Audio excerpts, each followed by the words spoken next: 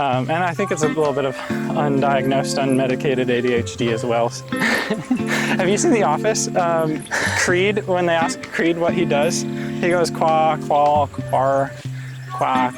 Ashwins was in the motorhome. We drove down the cul-de-sac, so cool. and there was a chicken walking out the front door of the house that was for sale. And we're like, it's an interesting vibe. I like it. If you're shutting down the nonprofit, like, can we just have it? Like, can we adopt it? And he's like, oh my God, yes. Like, it's actually really hard to shut down a nonprofit. Morality for me is like carrying a saw and clearing. Hit the very first thing I could hit on my bike, fell on my ass, bruised my tailbone, and was like, that was sick. Dude, you're gonna have to fucking rip me from this bike because I'm not going anywhere. And like, earliest trail building that I did was actually down in Costa Rica chopping up guayaba trees. Wow. And I was like eating guayabas off these trees, and then also like building ladder bridges and jumpy, like gargling wild turkey and riding mountain bikes the next morning, and just like, it was a crazy time. Welcome in, everybody. This is the 10th episode of the Go Wildly podcast. Bow, bow, bow. Yes, number 10, 2 digits, baby. Okay, today we are hanging out with Larry Sussman, longtime mountain biker, former racer, total gearhead, and now an all-in trail steward. Larry grew up chasing Singletrack in Nevada City, California, and bikes have been the common thread tying together his childhood, career, and community. We talk about how that early passion shaped everything from his first job to the way he shows up to the trails today. No longer racing, just riding now for the soul of it. It's a story about passion, growth, and keeping the wheels turning. Here it is, everybody. Welcome in, Larry. Honestly, I was going to say, you guys are still under an hour for the 3 that I've seen. Yeah. And on pod, not on Oh, not on the full uncut video. Yeah. Oh, okay, fair enough. Turning my sunglasses on or off. Whichever you want to do. I'll probably take them off. It's not super. I just got these new sunglasses yesterday. We ordered them in. They're sick. I love the colors on them. Yeah, it's pretty cool. So, yeah, I'll probably do that. Cool. Yeah, I am recording. All right. I really want to get a film clapper. Like an actual thing? Yeah. We can do a like couple little sticks. Yeah, tiny one. Tiny one. Well, I'm gonna introduce. Yes. Right. Tell us who we are and where we are. Well, first we are at the Dollar Mountain, one of the Dollar Mountain trailheads. This is the main one to the original little hike trail. This is Grants Pass's newest trail system that's going to be really expanding and blowing up the specifically mountain biking scene, we think, in Grants Pass. And so we're going to go explore, I think, just the main trail. I don't know. We'll probably just get up to a good viewpoint. There's amazing views up here. And then with us today is Larry Sussman. hello. I know. I'm like, I know Larry through his wife. I met her first because she was here in GP first at the bike shop. And she came into the bike shop and said, hi, I need to be friends with you people.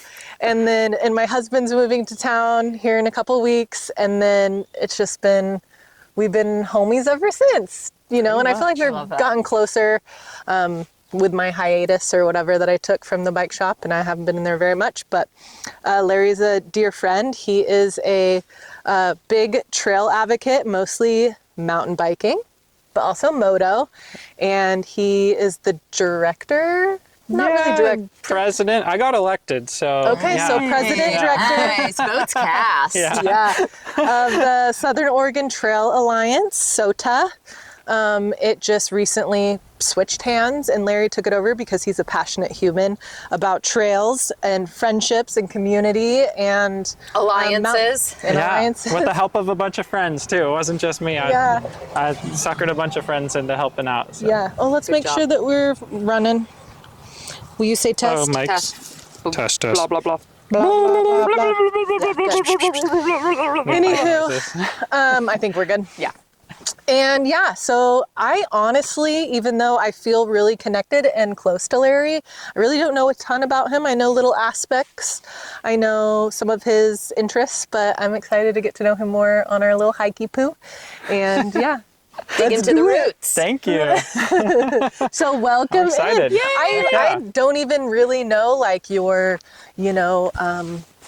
schooling background. I don't even really know. I just know of your guys' story, how you got here or ended up here, I guess. Right, like in the last 3 years, I would say.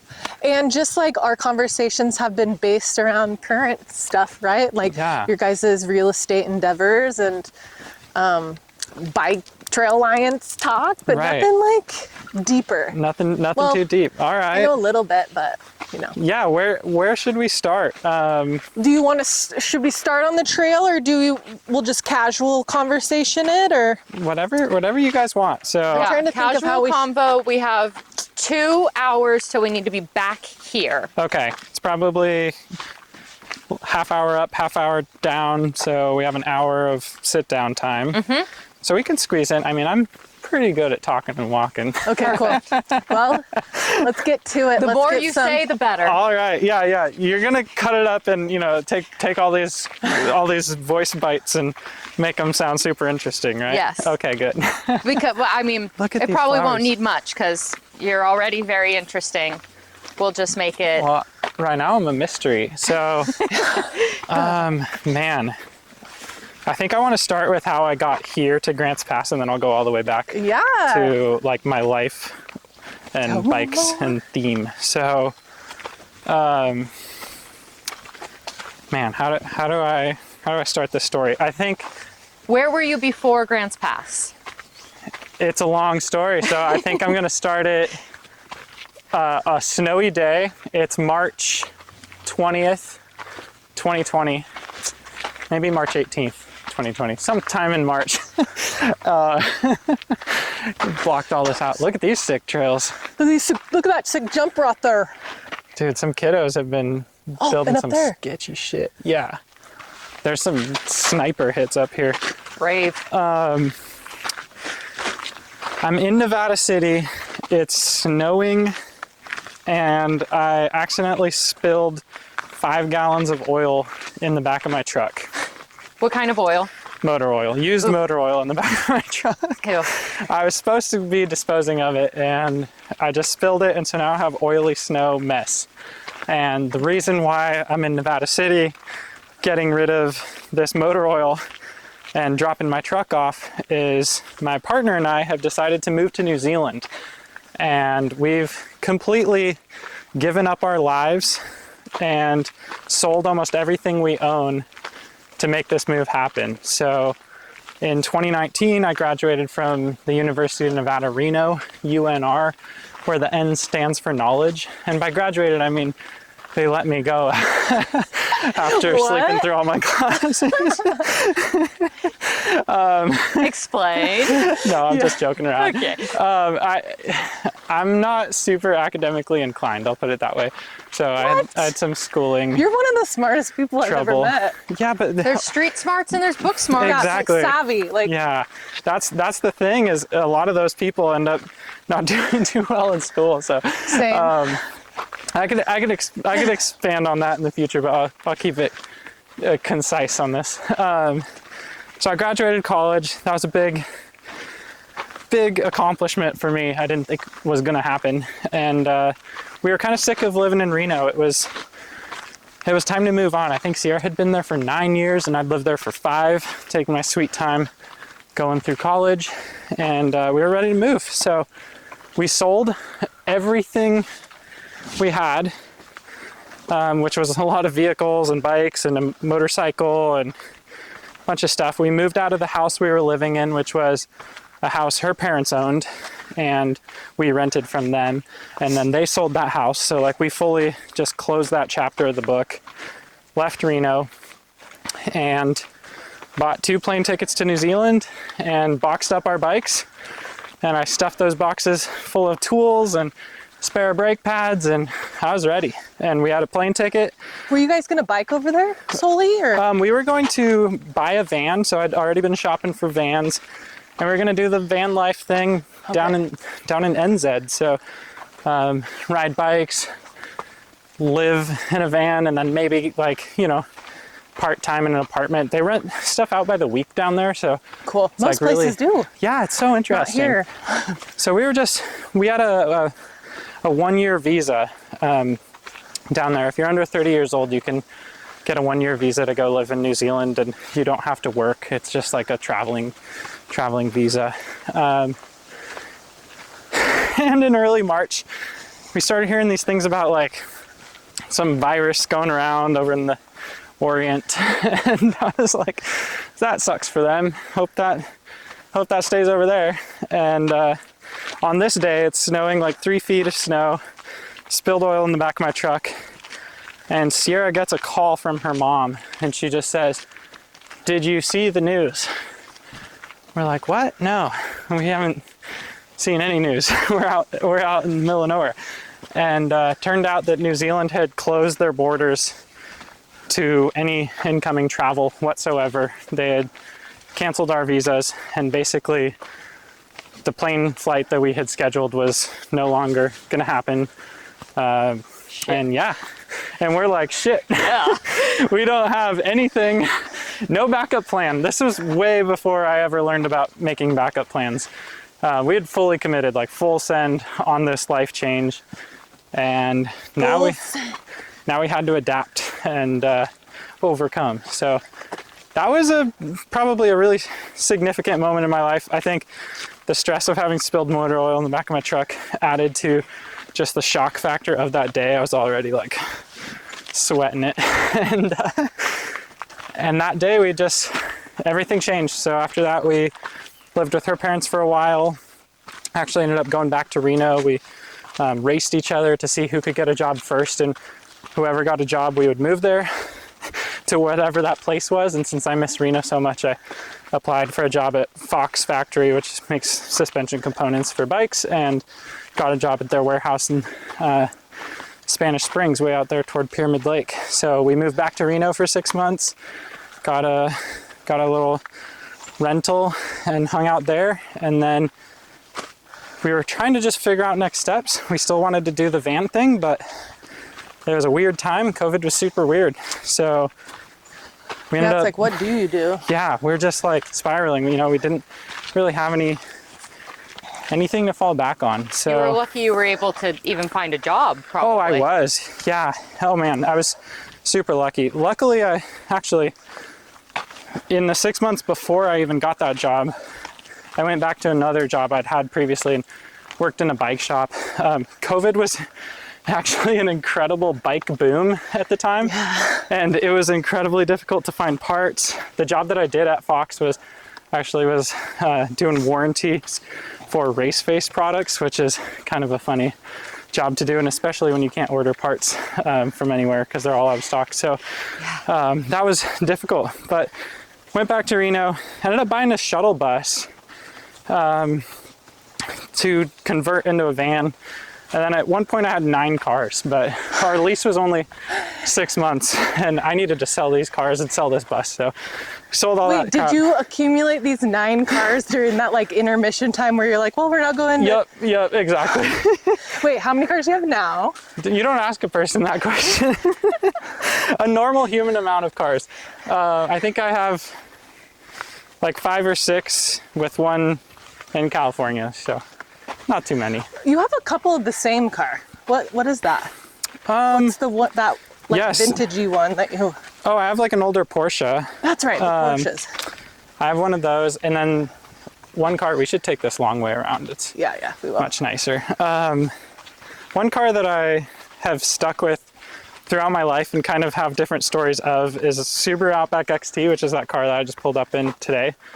I've had like 6 of those, I think. So those have been like a very big staple, and I've had a lot of like breaking down on the way to a race or getting stranded out. Yeah, going out to mountain bike races and breaking down, or getting stranded on the side of the highway because those older turbocharged Subarus are not the most reliable cars, but they taught me how to work on cars, which is awesome. That's cool. Is that why you have so many cars? Is there projects you're working on them? Or exactly. are you driving all of them and No. This is your Monday car, your Tuesday car? I work from home. I don't drive anywhere. I don't go anywhere. I just love cars, and I love anything with wheels, and I like working on cars. I work on all my own stuff, whatever it is. So, and I think it's a little bit of undiagnosed, unmedicated ADHD as well. So, Oh yeah, switching it up a bunch. This, and now I'm over here, and now I'm over exactly. here. Yeah, get bored of one and then get another one. But what's your job? I know we're off on a tangent of your story, but yeah. what are you doing? I know that you're in like tech some sort. Yeah. Explain to me what you do. Yeah, that's a great question. I am a have you seen The Office? Creed, when they ask Creed what he does, he goes, quabbity ashwins. That's what I do. And then he's like, why is this lady asking so many questions? None of no one's business, or something like that. So I do quality assurance for a software company. And what that means is basically just making sure that there are no bugs in the software, reporting those bugs to the developers who actually build the software. People much smarter than me, and just making sure that our users get a good quality product. The software company that I work for is called Bitwarden, so it's a password manager which helps you generate and store secure passwords for all of your logins across the big internet. And it's open source, which means that the community of users can actually submit changes to our product themselves, and all of our code is available on the internet for anyone to look at. So it's very transparent, very open, and I've kind of been there for like almost 4 years and worked my way up, and now I have a team of 6 people who report to me, and they're scattered across like 4 or 5 different teams, and just software development things, but it's a fully remote company. What are you doing on a daily basis? Like you have like a daily routine with that? Like, are you just like scrubbing software? Like what? You know what I mean? Yeah. So I'll explain like what I used to do. Now that I'm in management, it's a lot less fun. Have you been down this way? Yeah, that way doesn't really go anywhere though. Right. I'm gonna work out. I'm super tired already. I'm impressed at your speaking cadence and how well you're maintaining talking and walking up this hill. Thank you. You don't sound out of breath at all. I should have started my Strava actually. Yeah.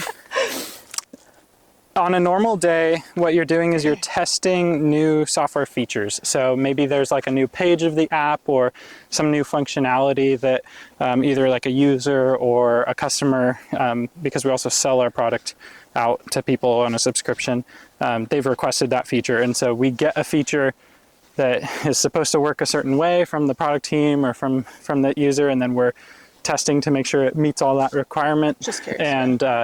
And then doesn't introduce any more issues. So, and then we gather all that up into little packages, and then every 2 weeks we bundle them all up and we release them, and we do a bunch of testing to make sure that the core functionality remains unbroken, and that's constantly shifting. It's just like the landscape under us is constantly moving, and the code base is constantly getting more complex and harder to maintain. So that's basically from a day-to-day perspective with like bug testing too. So users will encounter an issue with the software, they'll report it, and then we reproduce that issue, and then someone, a developer, maybe an external person, submits a change request to fix that bug, and then we confirm that it's fixed and then move it on. So we're basically like the gate between the people writing the code and the users. We got a bike coming down. Bike coming. This tree split on this other tree is very cool. Oh, wow. It is. Little widowmaker there. Dang. Sweet rig. I think he's lost. We're headed that way. You want to come this way? You want us to come? All right. Okay. Yeah, I'll get some back footage. Yeah, just curious. I'm always like, I was thinking the other day, you guys popped into my head and Sierra too, and I'm like, I wonder what it is actually she's doing on a daily basis. It's just another option, switchback a little wider, so if you're climbing it's not as steep. But both of these go the same way, and then if you take the left down that straight one. I'm just trying to familiarize myself again. I haven't been here in a couple of years. Oh, dang. Yeah, this used to be here, and then that one went over there and just went around. There was a big log there. Oh, yeah, it's clear now. Okay. Yeah. I guess they stretched it out there. Yep. Have a good Sweet night. bike, Okay. man. I like Nice that thing. Oh, thanks. Enjoy. Yeah, you guys too. Thank you. I'm gonna let you guys go ahead with Oh, the sure. camera. Do you want to be in Better front of view. me? Sure. Little selfie stick mode. Yeah, it is funny if Just you don't do know guys what do? someone does. Like, what are they doing holed up in their house all day? You know? Yeah. Do you guys have separate offices or do you work in the same We do. room? We both have our own room. So mine's a mess. Hers is a little more organized. Yeah. But you both work from home? We both work from home, so we see each other a lot. It's actually really nice, and it's good. one of the main reasons. This is actually a perfect segue. It's one of the main reasons we were able to move to Grants Pass, and one of the main reasons we were able to do that whole van life thing, because in late 2020, after selling that shuttle bus and the 9 cars, Good job bringing it back around. man, yeah, we ended up buying a toy hauler motorhome. So this was a Class C motorhome, meaning that you sleep in a bed over the cab. Beautiful views, by the way. This Oh my is gosh. such a nice view. New trail too. I haven't seen that. Do you want to get that while I get some of this?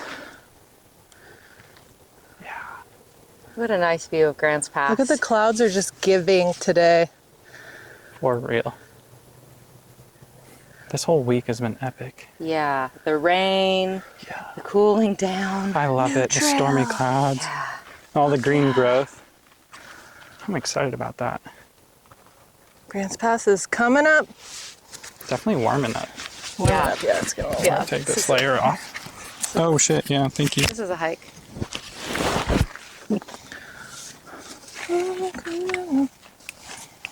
Hike with a view. Right in town. Pretty special. I'm surprised you haven't used this hike yet.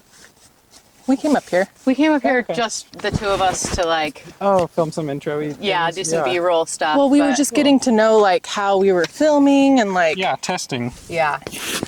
yeah, we came up here to test. Yeah. We just had the I think it was when we took back those DJI mics. I think we were just on your phone, actually. Yeah, we did. We were just like come up here to get some Some practice. views. fucking and- Yeah. literally practice. Yeah. We've practiced just at this a few times. I love that. You have to be good at anything, you know? Yeah, you gotta, exactly. You gotta work out the kinks, figure out what works, Bluetooth and batteries, and none of it's very easy. So. And our like, how do we talk? What are we talking about? Yeah. What are we saying? How do we introduce ourselves? What's our shtick? Totally. What's our stick Yeah. shtick? Yeah, and like also just like it's taken a while to like warm up to talk. Like naturally, it's not a huge deal for guests because We're just talking to you. yeah, so it's a little bit like as we're like talking just in our normal cadence, our everyday like cadence and blunders and all this stuff like that is nice for the guests Yes. because yeah. they're seeing like, oh, it doesn't actually matter. And like podcasts, We're not it doesn't. scripted. We're not scripted. Yeah, you it's know? not like- super overproduced. It's just like whatever. You know? We're all using the wrong word at the wrong time at some point or another. Yeah. How Heather about can't curse even words? Do you blur say them the out? word. No. No, We leave are them in. explicit. Hell Yeah, we're labeled Fuck, explicit. yeah, I love that. Yeah. Fuck yeah. Yeah, we say fuck, we say shit, we say. Well, and we make poop jokes. And, I like, know, we try yeah. to get that like That's what I've heard. we try to get that It's real. Yeah, we're real, we're funny. well, I've listened to a few like the outdoors podcasts and it's so rigid and everybody's so prim and proper and it's like do and it's just like where's the fucking personality at? Like I want to listen to something cool that has a little bit of like undertone that has some like the hosts have some like Secret jokes. secret Yeah. yeah like the Yeah. Like, did they really just say that? Did they say what I think they said? yeah I love that. Anyway, so I that's know, what we're going for. I'm super about it. I listen to, so back home, there's a podcast called Mind the Track, and it's about single track in the summer and the skin track in the winter on skiing. So it's a mountain bike cool. ski podcast. And I'm not a skier, but I just love those guys. And one of them's like a friend of mine, and then I don't know the other one. And they just have such good chemistry, and they're doing the thing you're talking about, where they're like speaking in Inside like jokes. reggae and like jokes and like doing voices, and they have like little segments and like funny little ad reads, and I'm all about that. That's how That's it needs cool. to be, like real, you know. So We want it to feel We want like that. you're actually hanging out with us. Like Yeah. whoever's over there on the other side of this is Right. like actually here hanging out with us. yeah, exactly. yeah, totally. We're not putting on a show. You're just I mean, like the third we're wheel like, on the conversation. try to keep track of things. Yeah. But like, this is just us. We're just hanging out. Yeah, and you're just hitting people with prompts like, tell me about this, and Yeah. then you just let them run. Yeah. Or we interrupt Love and we that. ask a little bit more detail. Yeah, I'm all about it. Heck Welcome, yeah. Parker. Water. Yeah. All right. The Let's little do it. baby. Well, you guys do have to it. also slow me down sometimes because I'll just go deep on a tangent Okay, about nothing. So, should we you know, have an inside word like watermelon and then watermelon? Sure. Yeah. Bring it back around, Yeah. Larry. Yeah. Sierra for sure just has like a hand signal and a little bit of Really? eyes. A little Oh ear my tug God. and a wing. I'm gonna do this. Yeah. Oh yeah. She does the little shirt tug. She'll just be like, hey. You're going too deep. Yeah. Bring me back to reality. All right. End of 2020, we buy this motorhome. It's a Class C toy hauler. What that means is the bed is above the cab, and we have a small living area with like a kitchen and whatnot, like the size of a Sprinter van. But then the coolest part of this whole rig is the back 8 feet is all garage, and it's got a lift gate. So like imagine a dirt bike elevator that I can just roll my dirt bike up onto. Did you have to talk Sierra into this, or was she like, yes? She was like, yes. Cool. She was the one who talked me into New Zealand and was honestly maybe the driving force for this whole van thing.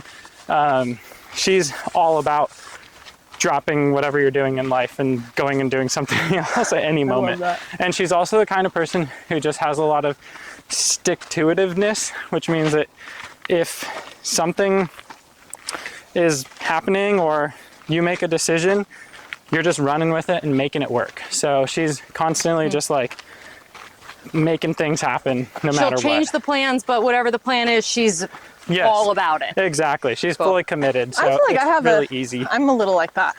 Yeah. I try to just let's get it. You just go send, Yeah. you do whatever needs to be done. So yeah, I think it was very easy to convince her to do this thing. And a funny little situation about that motorhome is I actually bought it off my old boss.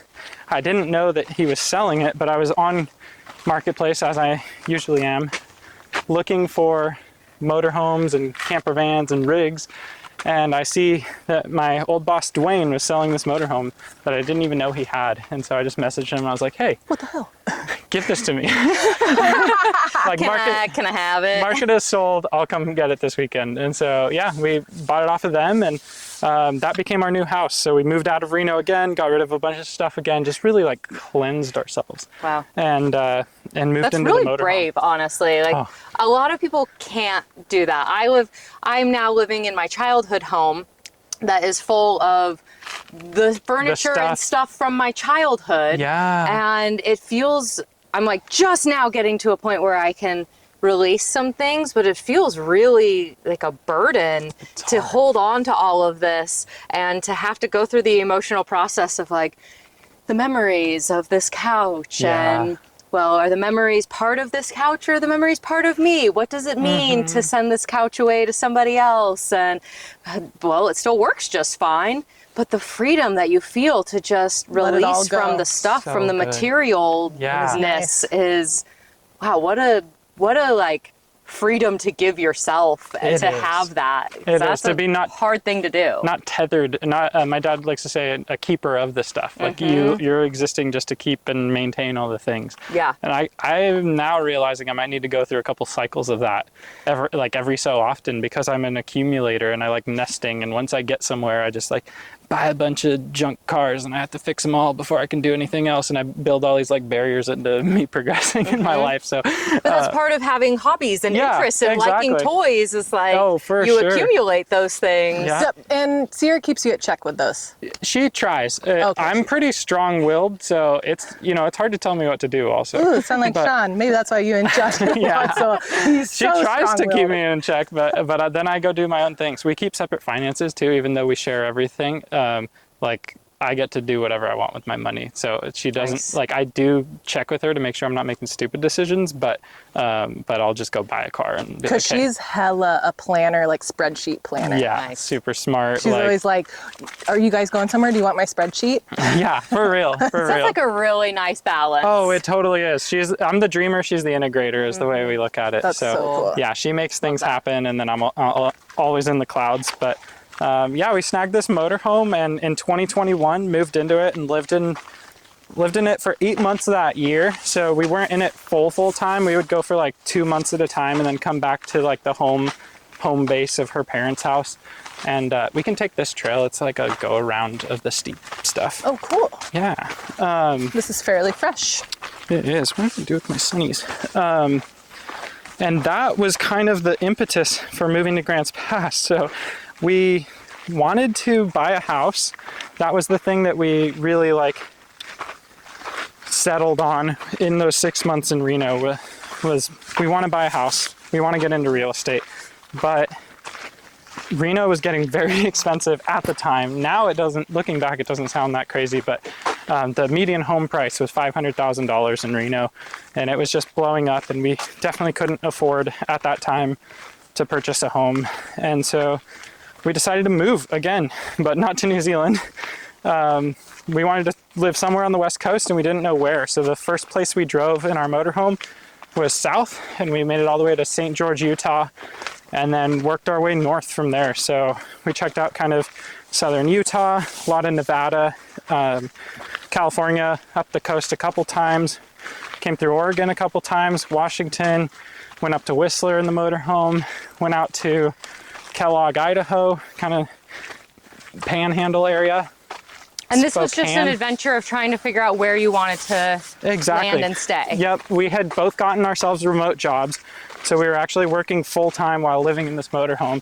And we were just doing what we call Zillowing, which is just driving down streets in our huge ass motorhome and looking at houses that were for sale and thinking, could we live here? And the neighbors are peeking out like, Yeah. what's this riffraff doing? And I'm making like 10-point turns in a cul-de-sac. And that's actually the very first time we ever saw the house that we lived in when we moved here was in the motorhome. We drove down the cul-de-sac, that's so cool. and there was a chicken walking out the front door of the house that was for sale. And we're like, it's an interesting vibe. I like it.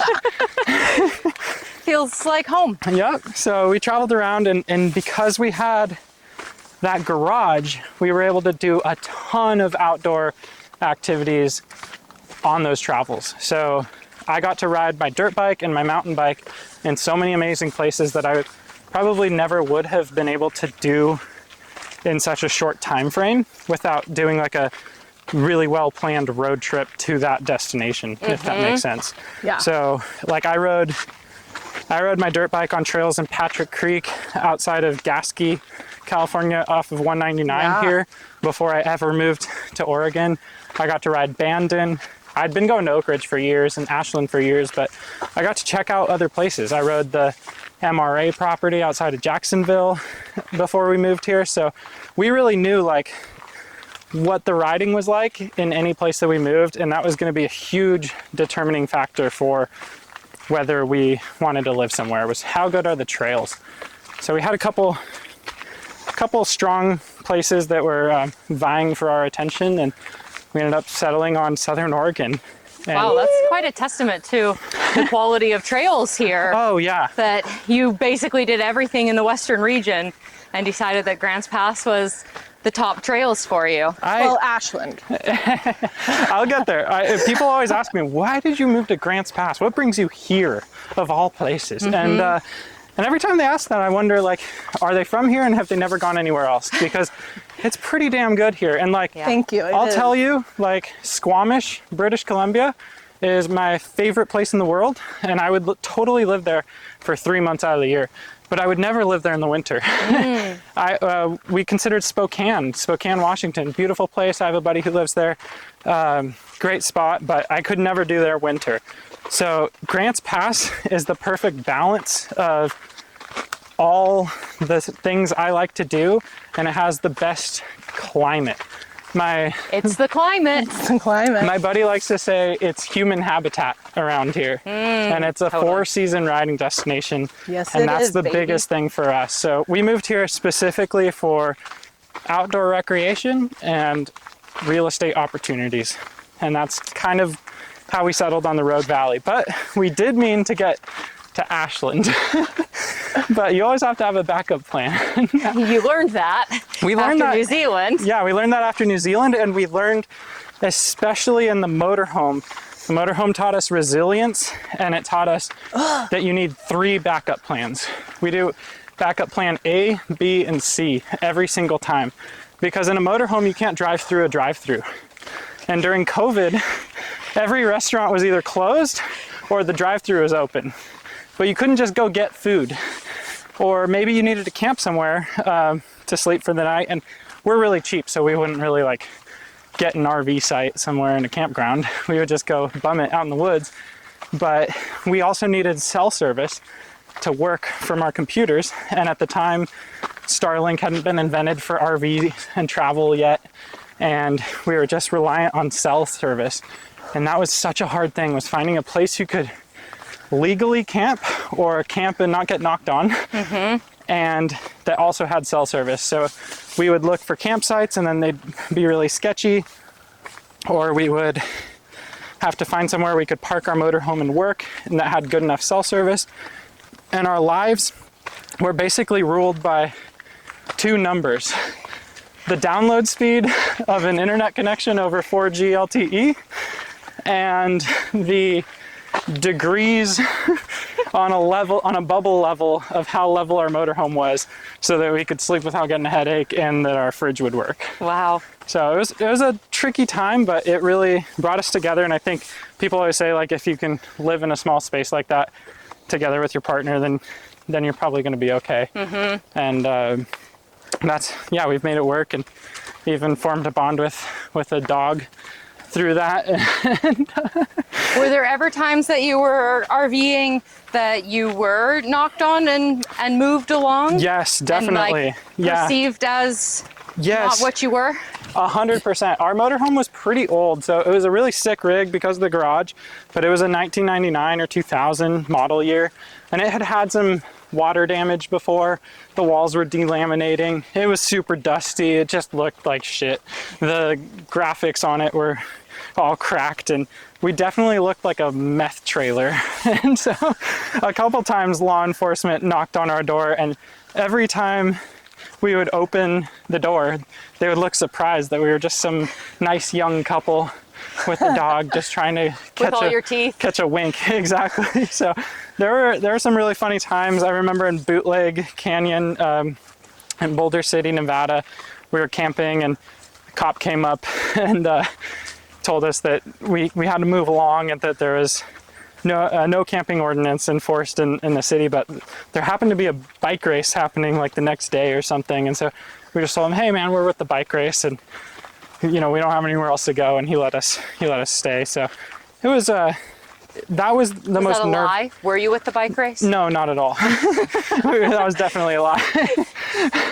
Well, way to work that to your advantage. Yeah, I mean, I've camped there. Bikes. And I've camped there before 4 bike races, so I thought it was legal, but I guess not.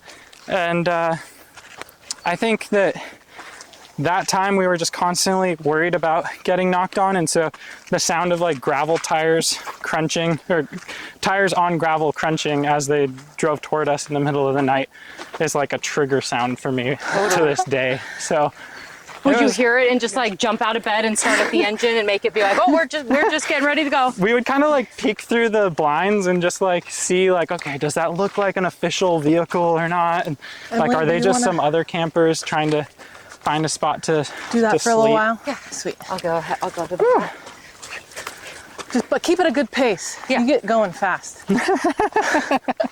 That's how Sierra is too. I have to be like, slow down. She's fast. So that was our motorhome travels. We were working full time, which is not how I would recommend doing it. I would have rather quit our jobs and just done it, but it's expensive too. Like, you got to keep up some finances. Yeah, for sure. The tank. I think we realized that like living in a motorhome costs just as much as renting a house. Like, you're still buying groceries, and if you are having to go to an RV park every now and then to charge your batteries and use the dump station and pay for gasoline in a vehicle that gets 8 miles to the gallon and you're driving across states, it's just as expensive. So we had our remote jobs, and I was really grateful for that. And we started looking at places to land, and we decided on the Rogue Valley, not Grants Pass.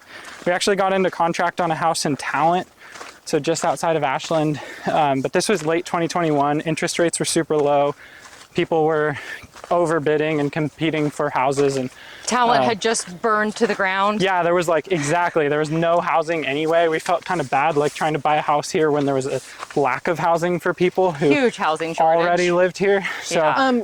Emily, just so you have some background. Emily was on the city council. oh really? In Of Talent Talent. at that time. No way. Yeah. Wow. Yeah, I lived in Talent from 2015 to early 2022. Okay. Oh my and- goodness. Yeah, and the Bear Creek fire, like 2,200 homes or something like that. Yeah, a third of Talent's housing was burned down. Yeah. And so that's just sad. Talent, it burned through Phoenix and part of Ashland as well, and part of Medford.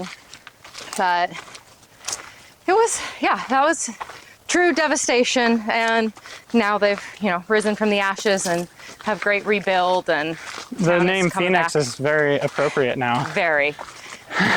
Yeah, Phoenix really Yeah. has risen from the ashes, and Talent had done a little bit more work, not knowing that was going to happen, but there was more community work in preparation for what do we want this town to look like for the future. Nice. Some And planning. more like planning ahead, not knowing that it was about to burn down.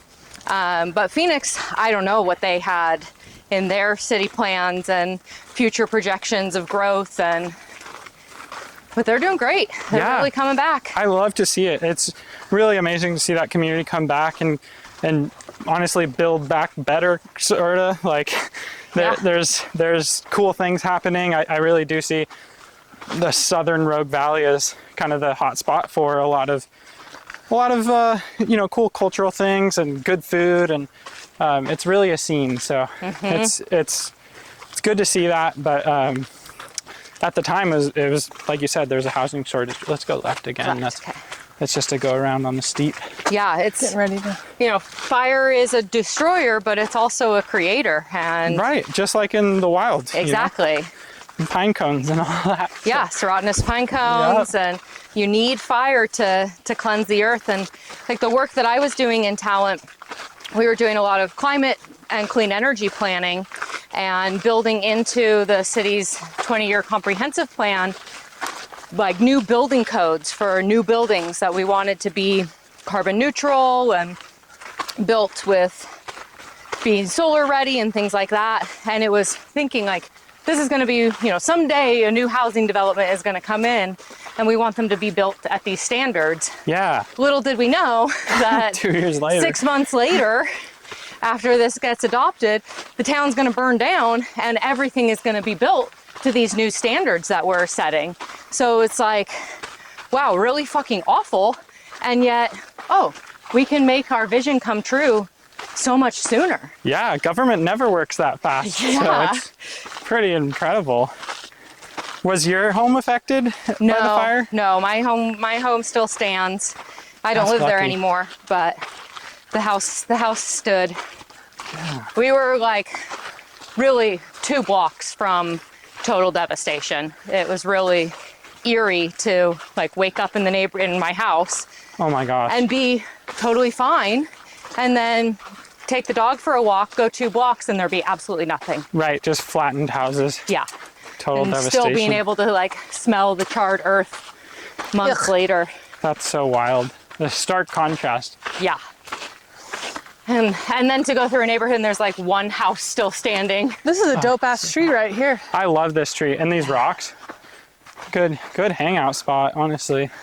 If I was like 16, I'd be smoking my weed in the tree. For sure. You still could. I don't smoke weed anymore. I don't really like it as much anymore. Yeah, I'm just not a weed smoker. I didn't bring any, but I would do it for us. I'd take one for the team. Hell yeah. Oh, would you? Happily. Emily's a pothead. I love it. I'm a very functional stoner. There you go. I was big on it for a long time, and I've finally dialed it back and adapted. Does So. Sierra smoke weed? No, she was like a social smoker back in the day when I was big on it, but she was never like Wake, quite like as wake into and it. bake and Yeah, no. like, I need it to function. Nah. Cool. Nah, Nah, brah. I'm good. Yeah. I actually offered Emily, she was like, yeah, this is my little smoking area at her house. I hadn't been to that area.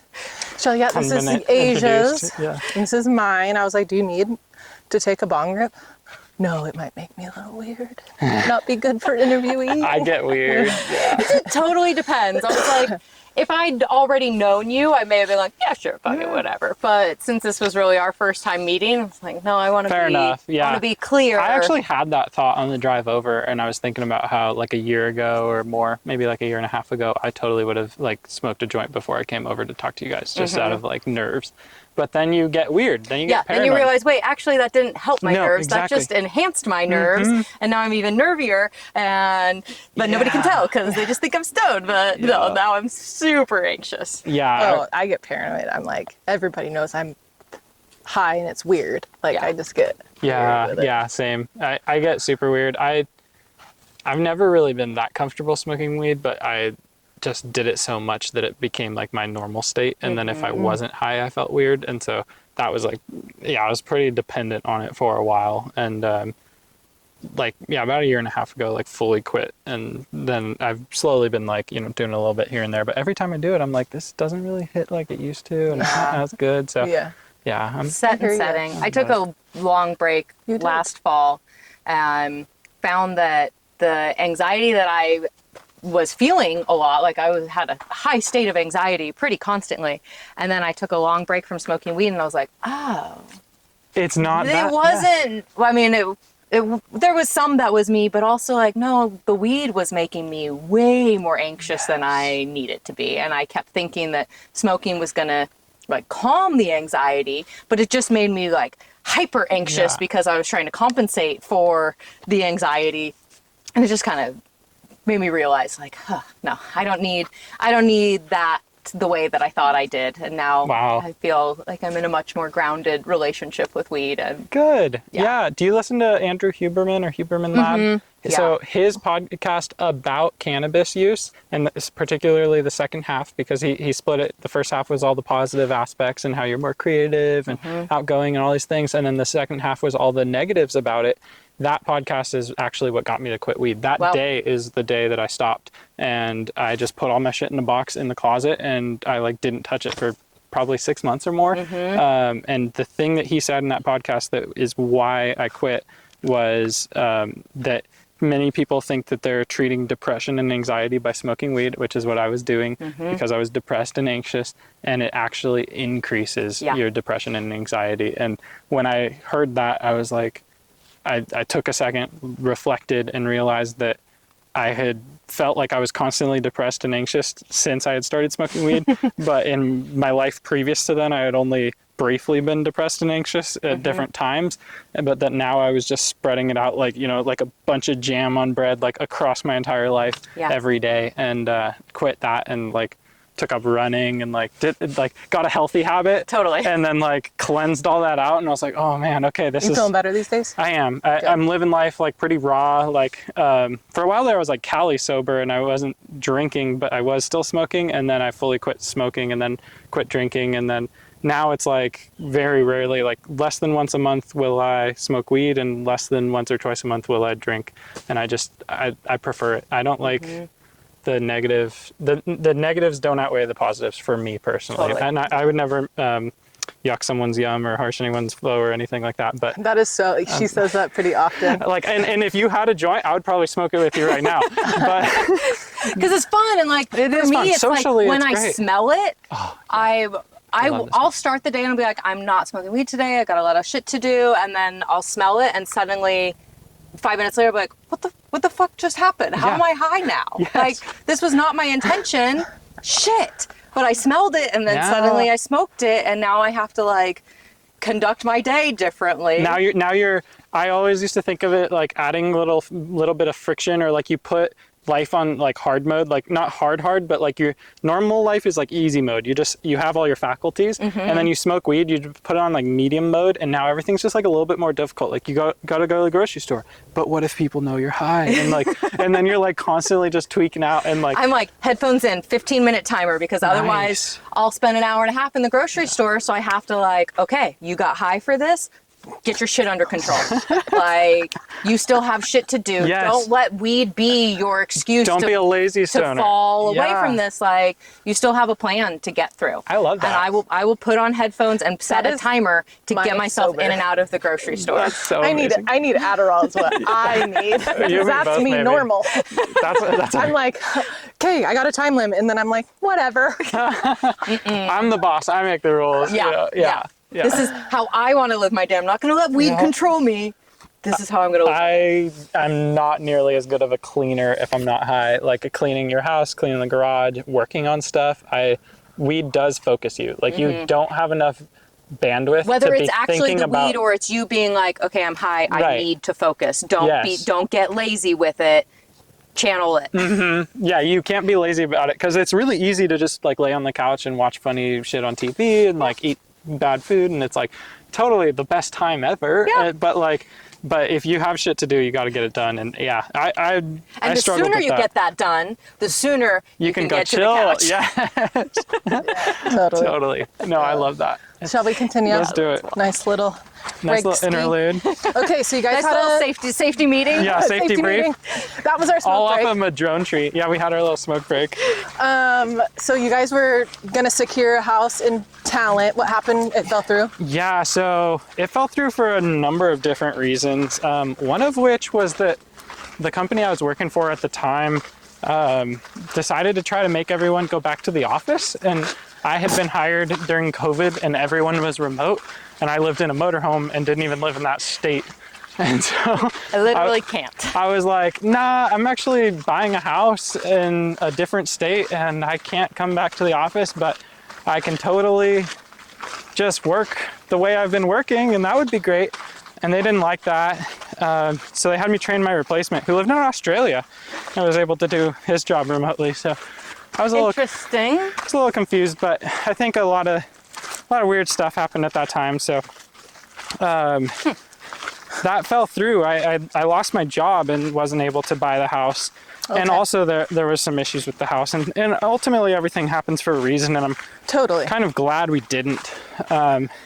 You might not be here today with us. You would not Exactly. be. Exactly. And I think that what living in the motorhome taught me was to be flexible, roll with the punches, and sometimes things just don't work out and maybe they're not meant to. So we adapted again. I got a different job and went back on the road. You were able to get a new job fairly quickly. At the time it felt like forever, but realistically it was about 2 months. Oh yeah. What's Just that? a little lizard break. Yeah, I was able to get a job pretty quickly. We were still living in the motorhome and traveling around, and I remember interviewing for my job, and I was sitting in the parking lot of some church somewhere talking to the CEO of this company, telling him how I made internet happen in our motorhome.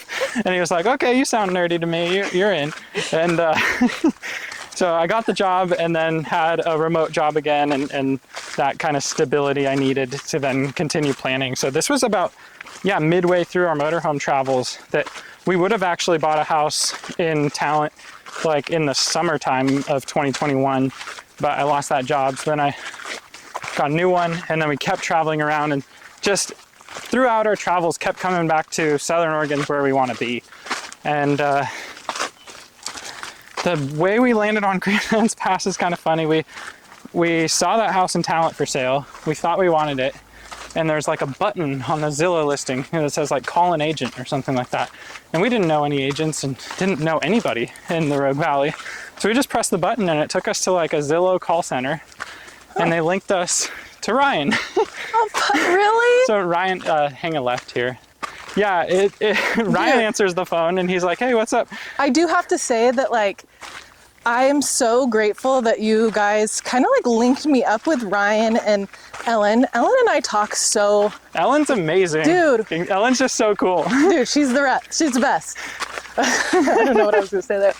But yeah, we really connect. And I'm like, yes, like a friend that no offense to Emily, but like, because you're a friend that has their shit together and like knows where you're going and stuff. But Oh, thanks. since this is my hometown, I have a lot of like old kind of friends Yeah, I know that what are you're still talking very about. stagnant. And there's not a lot, Yeah, happening. upward ambition or Yes. things like that. Growth Yeah. mindset. Yeah. Yes, growth But mindset. that's in the same sector of life. Like they got kids, my kids' Right. age, and so that's something we can connect on further. Oh, and I'm like, so glad. anyway, yes. I love so that. Yeah. That's awesome. And I look at people like that as kind of inspirations for me since I'm a little bit younger than that age group. Yeah, and how I'm old are still you? I'm 27 right now, Okay. so I'm still trying to get my shit together. And so I look at people like that as like, oh, okay, this is the roadmap. Like this is how you can make things happen, and it's super cool. So yeah, Ryan is awesome. Love Ryan. We got on a phone call with him and just bonded, and he had actually used to live in like some of the similar areas that I grew up in and stuff, so we had some like shared connections there, and he convinced us to start looking at Grants Pass because that's where he lived. So he ended up Was he like, you seem really cool, I want you to be my friend, you should move here? pretty much, yeah. Cute. And then we bought a house like right Yay. down the street from him. Yeah. So Love that. we ended up moving to Grants Pass of all places, and we hadn't really hung out here. Like, Uh-oh, why are the generators going up here? We've reached oh, there's the a top guy of in the the trail fence, so where there's a beautiful cell tower. And it looks like it's being Oh, that's why. serviced yeah. Oh, Gotta by find a a shady spot. serviceman. I've never been up here when the Jenny's on. Me neither. Hi. Howdy. Cool. Well, that's good to know. If they work on it. They maintenance it. Maintenance. Sick rig too. Whew. We made it. We made it to the top of made it. Dollar Mountain. Dollar Mountain Trail. Woo! Thumbnail, let's do a thumbnail. Is it like a jump or just a hug? Just a hug. I can't even see the screen. That's good. Nice.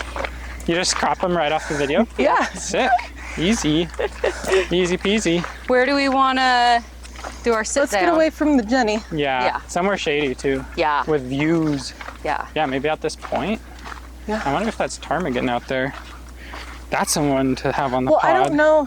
Yeah, I know. I've been needing to get a Get hold Eddie of on him. them. I kind of was chatting a little bit when they were battling the motorcycles out here, and I was like, Oh, let yeah. me, like, you guys should come to our parks. Oh my God, when we set up, I want to tell you something funny. Okay. I got some tea. On the record, off the record? Off the record, for Nice. sure. Yeah, we're- There's Tarm. Gonna have to cut some things out. Sick already. I know, it's so cool. Do you know, maybe this point right here you were saying? Yeah, I was thinking out somewhere on this ridge. Okay, cool. I've never really, I've never Been explored over out here. here. This is the trail that we rode down the other night on the group ride. okay, cool. That one is And it sick. comes up. Yeah, it's actually a downhill only trail. Oh, okay, cool. Yeah, it's very steep. But yeah, I see like a little path out here that we might be able to take. I do just want to sit in the shade. I'm so warm. Yeah, it is hot. Crunchy leaves for some sound bites. Some ASMR. Yeah. Oh yeah, this is a Oh, sick dude, spot. right? Like this berm, the view of the berm too. So cool. Well, let's just, I wonder if sorry, we could just- Emily. I have to be poison oak careful. What if we sat on the berm? Sat on the top of the berm? Yeah, like as Okay, a let's go bench. scope it out. Let's go scope it. There would be no, Oh, you're talking about for chairs, right? yeah, we gotta set up our chairs. Yeah. Well, then over here looks, where you were headed, I'm sorry for You're fine. distracting you. I think this little flat zone right here looks pretty decent. Like this little area. Something like that. Right here, Em, like we can kind of get a little bit of background. Here, you look just- through and see what you like. Or like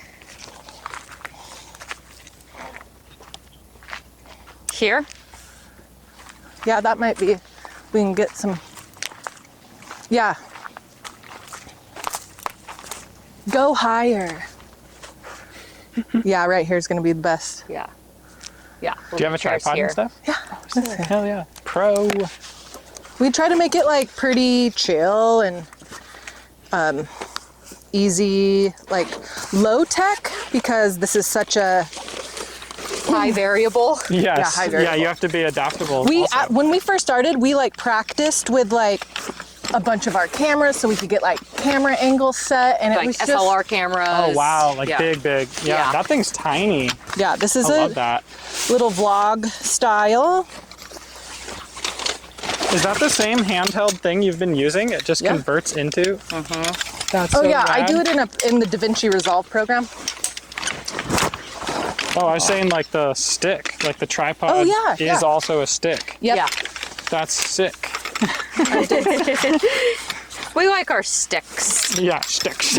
I love that intro so much. Oh my god, we did that so many times. Dude, yeah. By the end, Big stick. by the like 15th take, we were like, we just need to fucking go. No, Like, by the freaking editing, Jared was like, cut out all that stupid shit. And we were like, okay. So let's just get back to it. So you called Ryan. We're back at Ryan. Oh, yeah. So we ended up buying a house right down the street from him in Grants Pass, and I'd driven through Grants Pass a couple times and been like, oh, I wonder if I could live here, but we hadn't really explored around here. I know that when we were in contract on the house, we hiked Cathedral Hills, and we were like, that's pretty sweet, and it was a mile from there, and we were sold, and we're like, yeah, we'll move here and make it This will work, be good. This will whatever be good for a happens. while. And so And then you came into the bike shop. yeah, well, no, and then my parents were living in Costa Rica at the time and asked me to house sit for them. So for 3 months, I was living in a cabin in Nevada City, shoveling snow and dealing with power outages. And Sierra moved into the house all by herself and like moved the bed and the couch and whatever, and like got situated. And she came into the bike shop and said, "Hi, I like to ride bikes. I need friends," and made a bunch of friends for me. So Yes, then I love moved here that. 3 months later, and she moved here like You were New Year's. instantly in the crew. Yeah, exactly. I think the first they were weekend- all like, oh, we've heard so much about you. Yeah, You're finally exactly. here. Yeah, he's like the boyfriend who doesn't go here, kind of. I moved here like on a Tuesday, and I think that Friday we drove to Bandon for Sean's birthday, and and we did that big ride, and that's how I met all of our friends and like Vance and everybody. Like that was literally like boom, okay, bike community done. And then from there, like What a you guys quick- have been like the core, like because when we moved here we didn't know anyone except for Ryan, and then she just went to the bike shop and met all of you, and then that's like gone down these different trails, and now I like know so many people, and every time I go into town I see someone I know. And I saw you in town like yesterday or something. Really? Driving down the street, I was like, hey, that's a Prius. So like I just love that small town feel, and yeah, we've been super happy here. The outdoor recreation is everything for us, and we're fully sold on Grants Pass, and we're committed, and we've put roots down, so it's Oh, I love that. yeah. And I So love cool. you guys. Like I instantly felt, I know that, like I was saying in the beginning, I don't know much about you guys. And as a like core, like we story, haven't, yeah. you know, like me and like, we should double date. We should go on like a double date and Yes, just like yeah. hang out. But like whenever I get Sierra alone or you alone, it's like, boom, like you guys are on my fucking wavelength with life and like chatty, like there's no struggle in conversation, you know? And like conversation is kind of an art form. Yes. To be able to like keep it rolling, keep the conversation flowing, and like have that back and forth. That's why I think I'm just like really connected to Ellen as well. 'Cause She's amazing at that. She's yeah. really good at combo. Yes. And I'm just attracted to that because I can talk and I like her to. story is amazing too. Well, I we might just get her on. learned it last time I saw her, and I didn't know any of her story, and her story is so insane you could write a book about it. Like Well, it's, can't Well, we'll wait. make a podcast incredible. episode about Yeah, it. we'll get Ellen Yeah, on. She was one of definitely. the first people to like, I sent her the podcast. She did not know I was doing a podcast. When we went to their house for the full moon party, I was just pretty much just talking about real estate with her the whole time. And then she sent me a message the next day and she's like, I would love to like one day do a project with you. And I was like, oh, Ellen, like that's so like, thank you. She's like, I don't know if that was weird or upfront. And I'm like, no, that's how I operate. Like, Yeah. that's why I like, put it out there. yeah. And That's how we ended up here. Was I just hit up Heather and was like, hey, I think we should do something together. I love that. Also, I love your hat. I didn't Thank you. see that on there. Yeah, I just put it on. So that's awesome. thank you. and I sent her, so I didn't tell her what I was up to, but we had been working on this hard. I mean, this was just like not this full moon, but last full moon. And I like that. That's a time period of measurement. yeah. Well, they have the full I moon know. parties. I'm just joking around. And and then we went out and recorded the next day. Yep. Yeah. We And had I- a double header the yeah, next day. and I just like randomly, I was like, I'm gonna send this to her. This chick is cool. And she was like, Heather, what the hell? That was amazing. She was listening to it like right then, Dude, and it hell was yeah. like, she's like, this is super cool. Like, fucking kudos. And anyway, She's awesome. so yeah. Yeah. Love that. Well, we're so glad that you chose Grants Pass Yeah. to Thank put you for down being here. your Thank you, new guys. roots. What got you into biking? How did this And the that outdoors. bikes? Yes. Yeah, that bikes have been this thread of your life and taken you so many places, literally and figuratively. How did that even begin? Yeah, that's such a great question. I think that's kind of the core of everything, and everything happens for that reason. Have you guys heard about the butterfly effect? It's like this idea that if a butterfly flaps its wings 100 miles away, a storm cycle might change and there could be a hurricane or something like that. So little tiny inputs create massive outputs that are all directly related. Chaos theory. I think for me, biking has been a huge part of my life and has been freedom and resilience primarily. And it kind of goes back to where I grew up and how I grew up. So I grew up in Nevada City, California. I would say it's the best place in the world to grow up riding a mountain bike. It's one of the coolest places to ride because it's very connected. There's tons of irrigation canals that are all open, no gates, that you can use to connect places, and Singletrack. And I would ride, like, we lived 5 miles outside of town, kind of out in the boonies, and I would ride a mix of like dirt roads and trails to my friends' houses. And I didn't get my driver's license until I was 18 and a half because I would just ride my bike everywhere on trails in the woods. Wow. So bikes have been kind of like this avenue for freedom for me. Grew up in a really small house that my dad built, and it was like 1,000 square feet, and we're a family of 5, and I wanted to not be in that house. And so I would just get on my bike and I'd ride down the street to the first speed bump, and then Alright, quick battery switch break. While I'm switching those out, let me put you onto something really cool, and that is the Southern Oregon Trail Alliance, or SOTA with a T for short. And they're the folks out there keeping some of our favorite trails beautiful, clear, and ready for adventure. But what I love most about SOTA is their mission. It's literally in the name, Alliance. They bring people together, other trail orgs, volunteers, locals, businesses. It's all about community and working side by side to care about the places that we love. They've kicked off a new group trail run day, and they've got some super fun ideas for future trail events. And I love that. So whether you want to swing a tool, join a run, or just throw a couple bucks their way, it all makes a difference. Follow Southern Oregon Trail Alliance on socials, get involved, donate, and let's keep these trails wild, rugged, and open for adventure. All right, we are back to it. off each other and telling the story. That's- Which I did think about you and Sierra. I that totally agree. but- I sometimes need her to be there to like fill in some of the we details. could do that again at Yeah, in a Mule future Mountain. one. Yeah, or Yeah. do her, like, her story's cool too. Like, there's We could Yeah, do her I mean- separately and then have a yeah, like part in a 3. year or something. Yeah, we oh, come that'd be back cool. together A with little the couple. update. Yeah. Where are they now? Right. Okay, so Okay, small all right, house, small 1,000 house. square foot, Wanted to family get of the hell 5. Yeah, 12 acres in the woods, like fully just out there in the boonies. My dad was like a hermit before he ever had kids.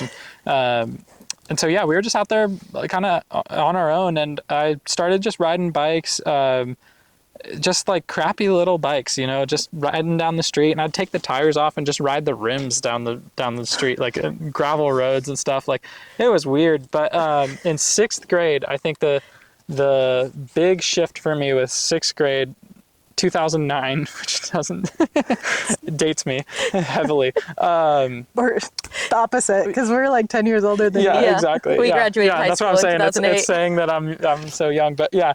So I'm in 6th grade in 2009, and there's something called Bike Shop, and it was the Bicycle Recycle Project. It was actually an elective at my school where we would take donated bikes, repair them, and donate them to the homeless. And so that was a super cool program. It taught me how to work on bikes. I remember the very first class, I learned how to adjust ball bearings in a bike hub, and I still do that to this day.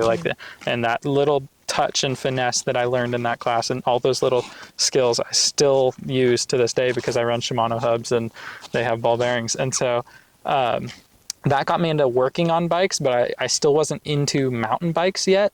But my homeroom teacher, and I should shout out for the record, Steve Davis, Rich Looney, and Kurt Stevens were kind of the 3 people with that Bicycle Recycle Project who really helped me learn how to work on bikes. They were all professional bike mechanics and really just taught me everything I know, helped me build my first real mountain bike that had like good brakes and actual suspension fork, and took me mountain biking and just kind of opened this door for me.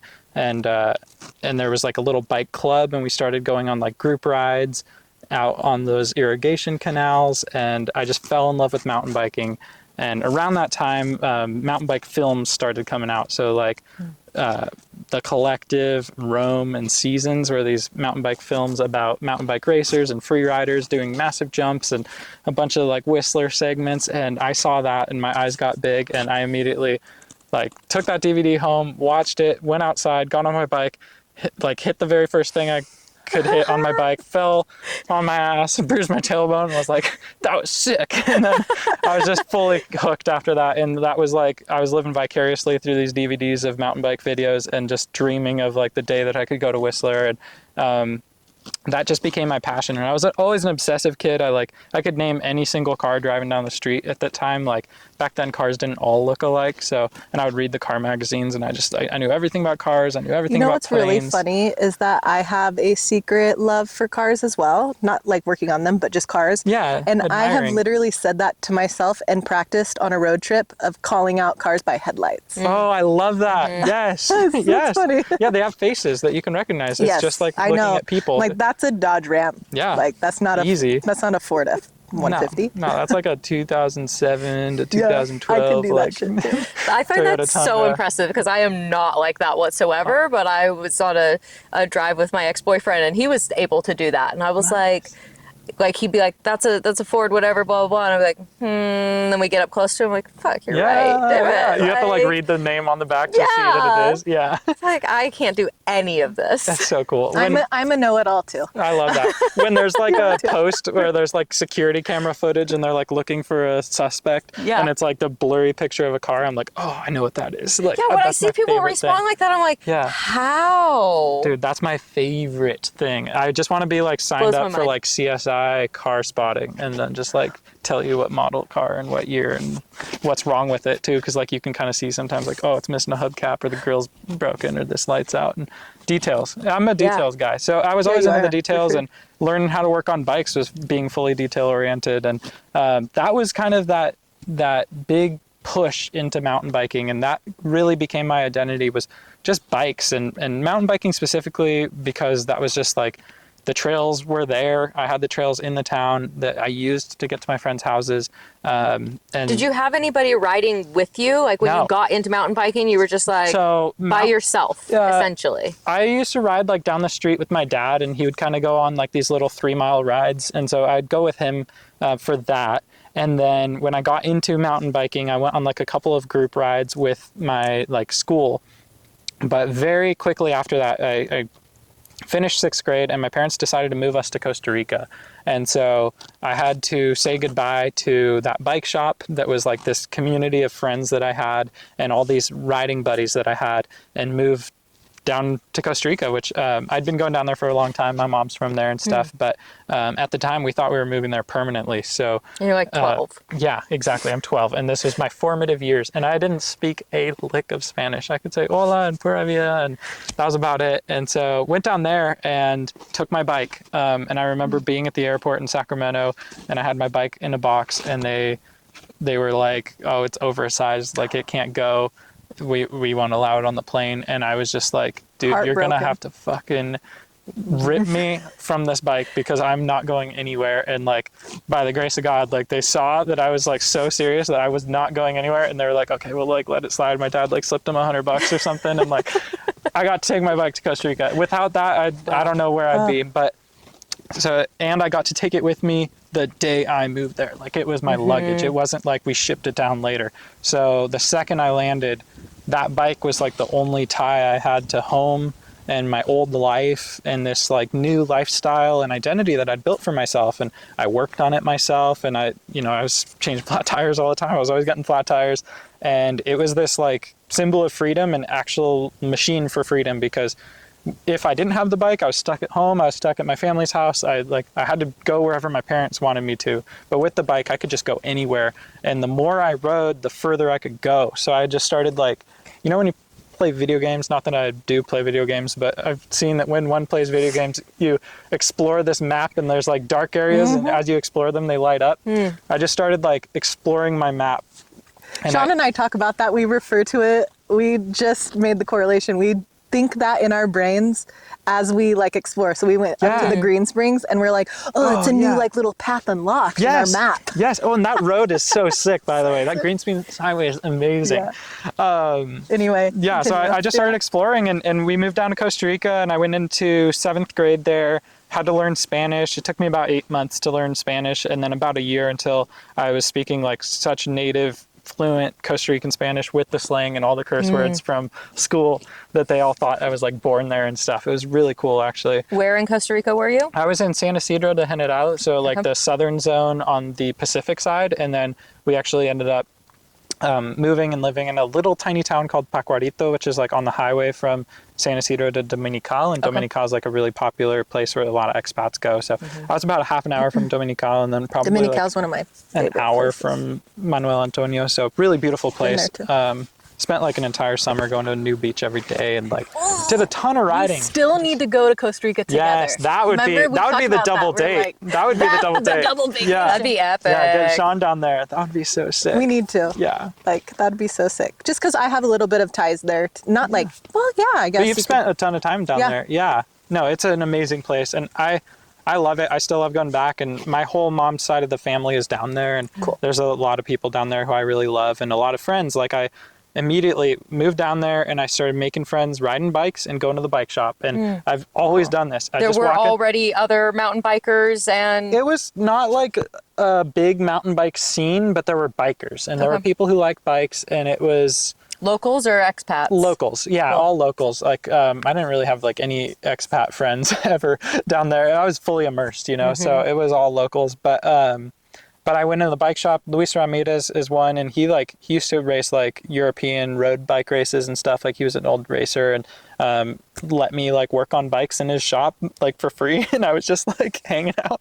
I was just a shop grom. Like he didn't have me as an employee. I was just like there, and I would just be like tinkering and stuff. So that was super cool. And started doing rides and just exploring all over. And Costa Rica is an awesome place for riding a bike. It's what you would call gravel now. Like there was never any single track trails, but I would just ride like super gnarly rutted out dirt roads with like big dips, and you know, hurricanes like a come giant through. trail. Yeah, it's just Like, a it's giant trail. crazy. Tons of lines, and then all the hills are stupid steep there. So I got like pretty dang fit, and I would just ride, and I'd leave the house, and going back to the question of like, did I have anyone with me? No, like I would just go by myself. And I had like one water bottle, and when that ran out, I would just stop into a house and ask them like, hey, can I fill up my water bottle? And then I would just like ride to the next town or whatever. And I absolutely loved it. And it was like that bike, it was a Schwinn Mesa. It was like blue and yellow. It was like that tie that I had to like my old life in Nevada City. And it gave me all this freedom. And I started building trails. So we had about 6 acres of property, and it was all like jungle. And I would cut down trees with a little bow saw, and then I would like limb them up, and then build, like I would dig holes in the ground, and I would pound these posts in, and then I would build like these North Shore style like ladder bridge jumps and drops and like all this cool stuff. And so that was like kind of maybe the earliest trail building that I did, was actually down in Costa Rica chopping up guayaba trees.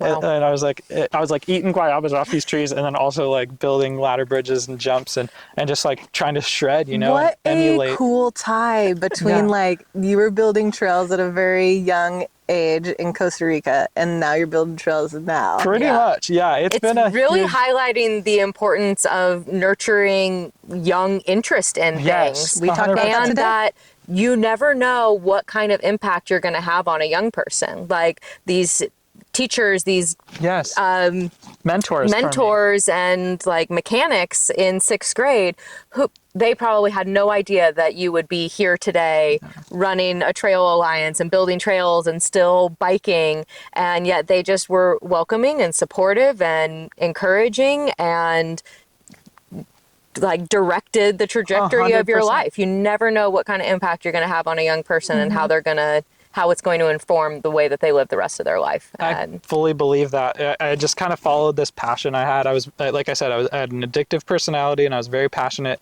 And I mean, Kurt is still one of my best friends in my life to this day. And I just love how much history, like he's seen me from being a young child to now. And it's pretty amazing. Like bikes gave me all of the relationships I have, all of the travel I've ever done. And my entire career up until this job right now, I've always worked in the bike industry. This is the first job that I've ever worked outside the bike industry that isn't somehow related to biking, which is actually kind of crazy. So it's a very common thread. And yeah, lived in Costa Rica for a while, and then I complained enough. I really missed California. I struggled down there. I was really homesick, and I didn't fit in, and I made some friends and I had some really cool experiences, and I still love Costa Rica, but there's nowhere else I'd rather live than the United States. So we managed to come back and came into high school in California, and that So you did all of middle school in Costa Rica? Yeah, pretty much, like 7th and 8th grade, so 2.5 years. I actually got 2 really long summer vacations, which is super cool. I moved down there like at the end of summer vacation here, so like in August or whatever of 2009, but then I only went back to school in like February because that was their summer vacation, so I got like a ton of time off then, and then I did 7th and 8th grade, and then when I finished that, I had like summer vacation there, and then I came back here for summer vacation, and then I went into 9th grade, and so I actually played it pretty nice there. Nice. Wasn't any of my own doing. That was my parents just dragging me along. Again, I had to go wherever my parents went unless I was on my bike. So came back to the United States and went right back to that bike shop. So I would walk from the high school about 3 miles down to the middle school on the highway just after school to go to that middle school's after school program and like help teach younger kids how to work on bikes. Go back to where you got your start and give back. Exactly. Wow. And then help them build bikes. And then I built another bike and started riding that one like way more because I had this base of fitness coming from Costa Rica and this exploration. And I was back in my homelands on my home turf and started riding around, and then got connected with some folks. Don Hoffler and Eric Newtman were the coaches of the mountain bike team at the time. And some of my friends in my classes were part of the mountain bike team, and they were doing these races, and I was like, hey, that looks like fun. And so I managed to tag along with one of them to a race and signed up for my first ever mountain bike race. And I was racing with all these kids who were on the mountain bike team, and they were all training all the time. And I'd never done a race. I didn't know anything what to do. I'm like riding just, skate shoes and, like normal shorts and just a newer kid to mountain biking. But I had this insane fitness from just using my bike to go explore everywhere that I ended up winning that race on accident. I just followed my friend for 3 laps, and then at the end I was like, he's going kind of slow up this hill, I guess I could pass him. And then just Was it an enduro race? It was a cross country race. Oh, so I got into cross country at the very beginning, and it was this fitness and this exploration, and that was kind of the thing. And so that came so easily to me that I was like, well, I'm good at this. I really like this. And so I signed up for the mountain bike team and started racing cross country during high school. So did 3 years of cross country racing in high school in the NorCal League, the NICA. And that was also incredibly formative. I think that's where I made a ton of friendships during high school and made friendships with other kids who went to other schools and stuff like that. And that really showed me racing and gave me a competitive spirit and all this stuff. And it was an incredibly cool period. And then after that, went off to college in Reno, which is only about an hour and a half away from Nevada City. So I didn't go too far, and got into collegiate racing. And collegiate racing is everything. So in one weekend, you can race cross country, short track, dual slalom, super D, and downhill. And so I just signed up for all of them, and I would race them all, and I loved it. And Reno's really where I started riding gravity and going to bike parks and riding with people who are a lot better than me with technical skills and hitting jumps and just doing more aggressive riding. Before then I was just all about pedaling, but when I moved to Reno, I started doing that kind of gnarlier riding, and that finessey riding, yeah, it was sick. And I ended up going to nationals a couple times, and that was super cool, and just traveling for mountain biking. And did you ever get sponsored? I got small little sponsorships here and there. Okay. I never like to flex that stuff. I can tell you, I got 15th in nationals, and I was blah, blah, blah, and I was sponsored by this and that. But it's it was just whatever. I was doing it for fun. It wasn't I wasn't going to do it for a career. I knew that I needed to find a job. But I just did it for the love and the friendships. And collegiate racing is the coolest because it's mostly just a party in the woods with a bunch of other college kids, and you're sleeping on people's couches or camping. And I made so many friendships. Like to this day, anytime I travel somewhere, like I know someone in whatever town, and I've slept on so many couches that now we like constantly make sure that we always have a spare guest room for people to come crash. And that happens a ton. You guys have a lot of guests that come through. Yeah, we have a lot of guests, and we also go visit a lot of people. And so it's really nice to keep those relationships, and some great friendships came out of collegiate racing. And really just like, learning skills and a ton of travel too. Started going and riding internationally, like going to Canada and stuff like that for riding. And that was really formative. When you finally went to Whistler, Yes. was that just like, I fucking made it? Pretty much. It was the culmination of everything, because for the longest time, I remember riding that Schwinn bike and like dreaming about being in Whistler and having a cool bike and like being a real mountain biker. And then when I went to Whistler with my friends and I got to ride like all these trails that I'd seen in the movies, it was amazing. And that trip was actually a super crazy trip, talking about weed. Yeah, it was pretty incredible, to the point where I started going to Whistler like every year for a while there. And I've taken a couple of years off, but I'm planning to try to get up there this summer again, because there's no other place in the world like it where you can ride that much vertical and that level of trail. Yeah. Well, let's get into a good little, I feel like that's a decent segue to get into like your most pivotal kind of like that changed your compass a little bit, like a big core memory experience that you want to share. Oh my goodness. Yeah. This is something I've been struggling with because I have so many, of course. And I don't know which angle to take it on. Like, there's like the trail building, there's the working on bikes angle, and there's the like injuries angle, which is kind of a dark side of the sport that we don't really like talk about very much. So maybe we could, what's calling you to talk about? Because I don't know if we've really gotten into the Southern Oregon Trail Alliance much. You could tell us something with that, or something along the trail building core memory, and then we can, on the way back out, we can chat a little bit more about soda and like what your plans are and stuff. Sure. Oh, do we got? We got some e-bikers zooming. You can tell they're e-bikers because they can talk while they're climbing. Yep.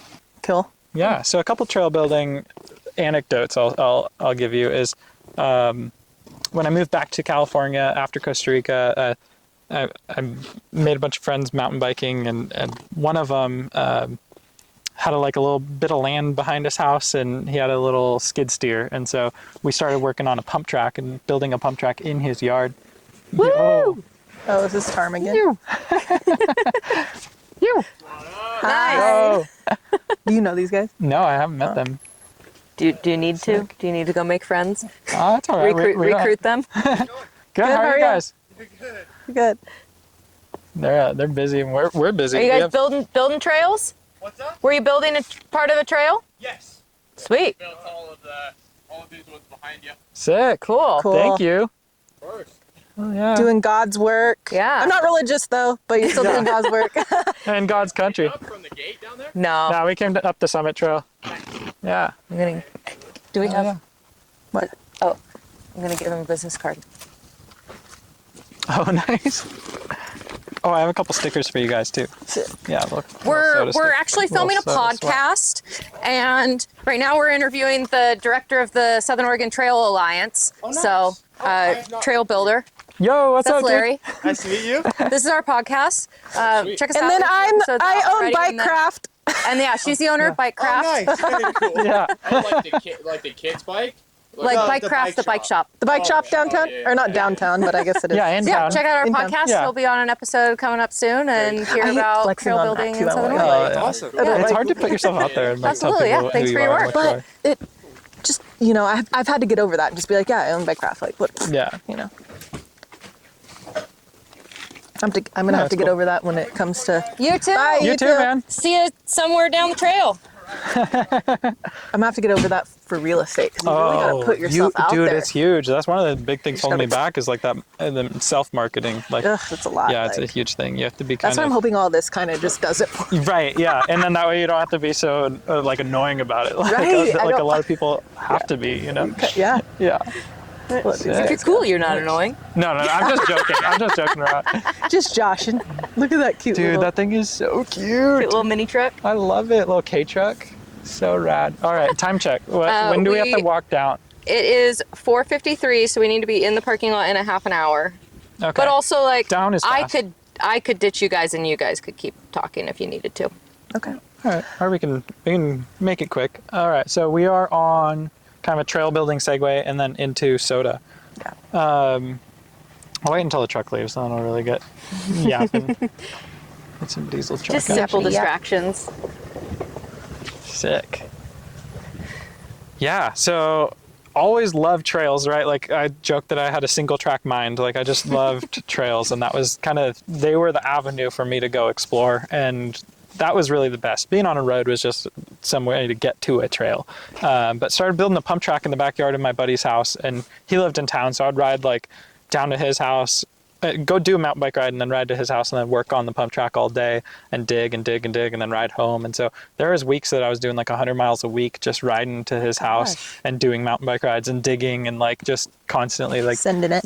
just going crazy on the trail building. And that was high school. And then in college, I built a trail in Reno that no one really rides because it's kind of janky, but it was the style of riding that I liked at the time, which is like hiking trail flow and like super awkward and like kind of tight, but like super rocky and steep. And I named it Barry's Enticer, which is kind of a play on a couple of things. Barry is my belligerently drunk alter ego. So back in college when I was like drinking a bunch Larry at the and bike Barry. races, yeah, Barry would come out and I would just be like super crazy. And this is how I made like a ton of friends in like Humboldt and Chico and all these places. They 'cause know we you by just- Larry or Barry. Yeah, because I would just be like gargling wild turkey and riding mountain bikes the next morning, and just like it was a crazy time.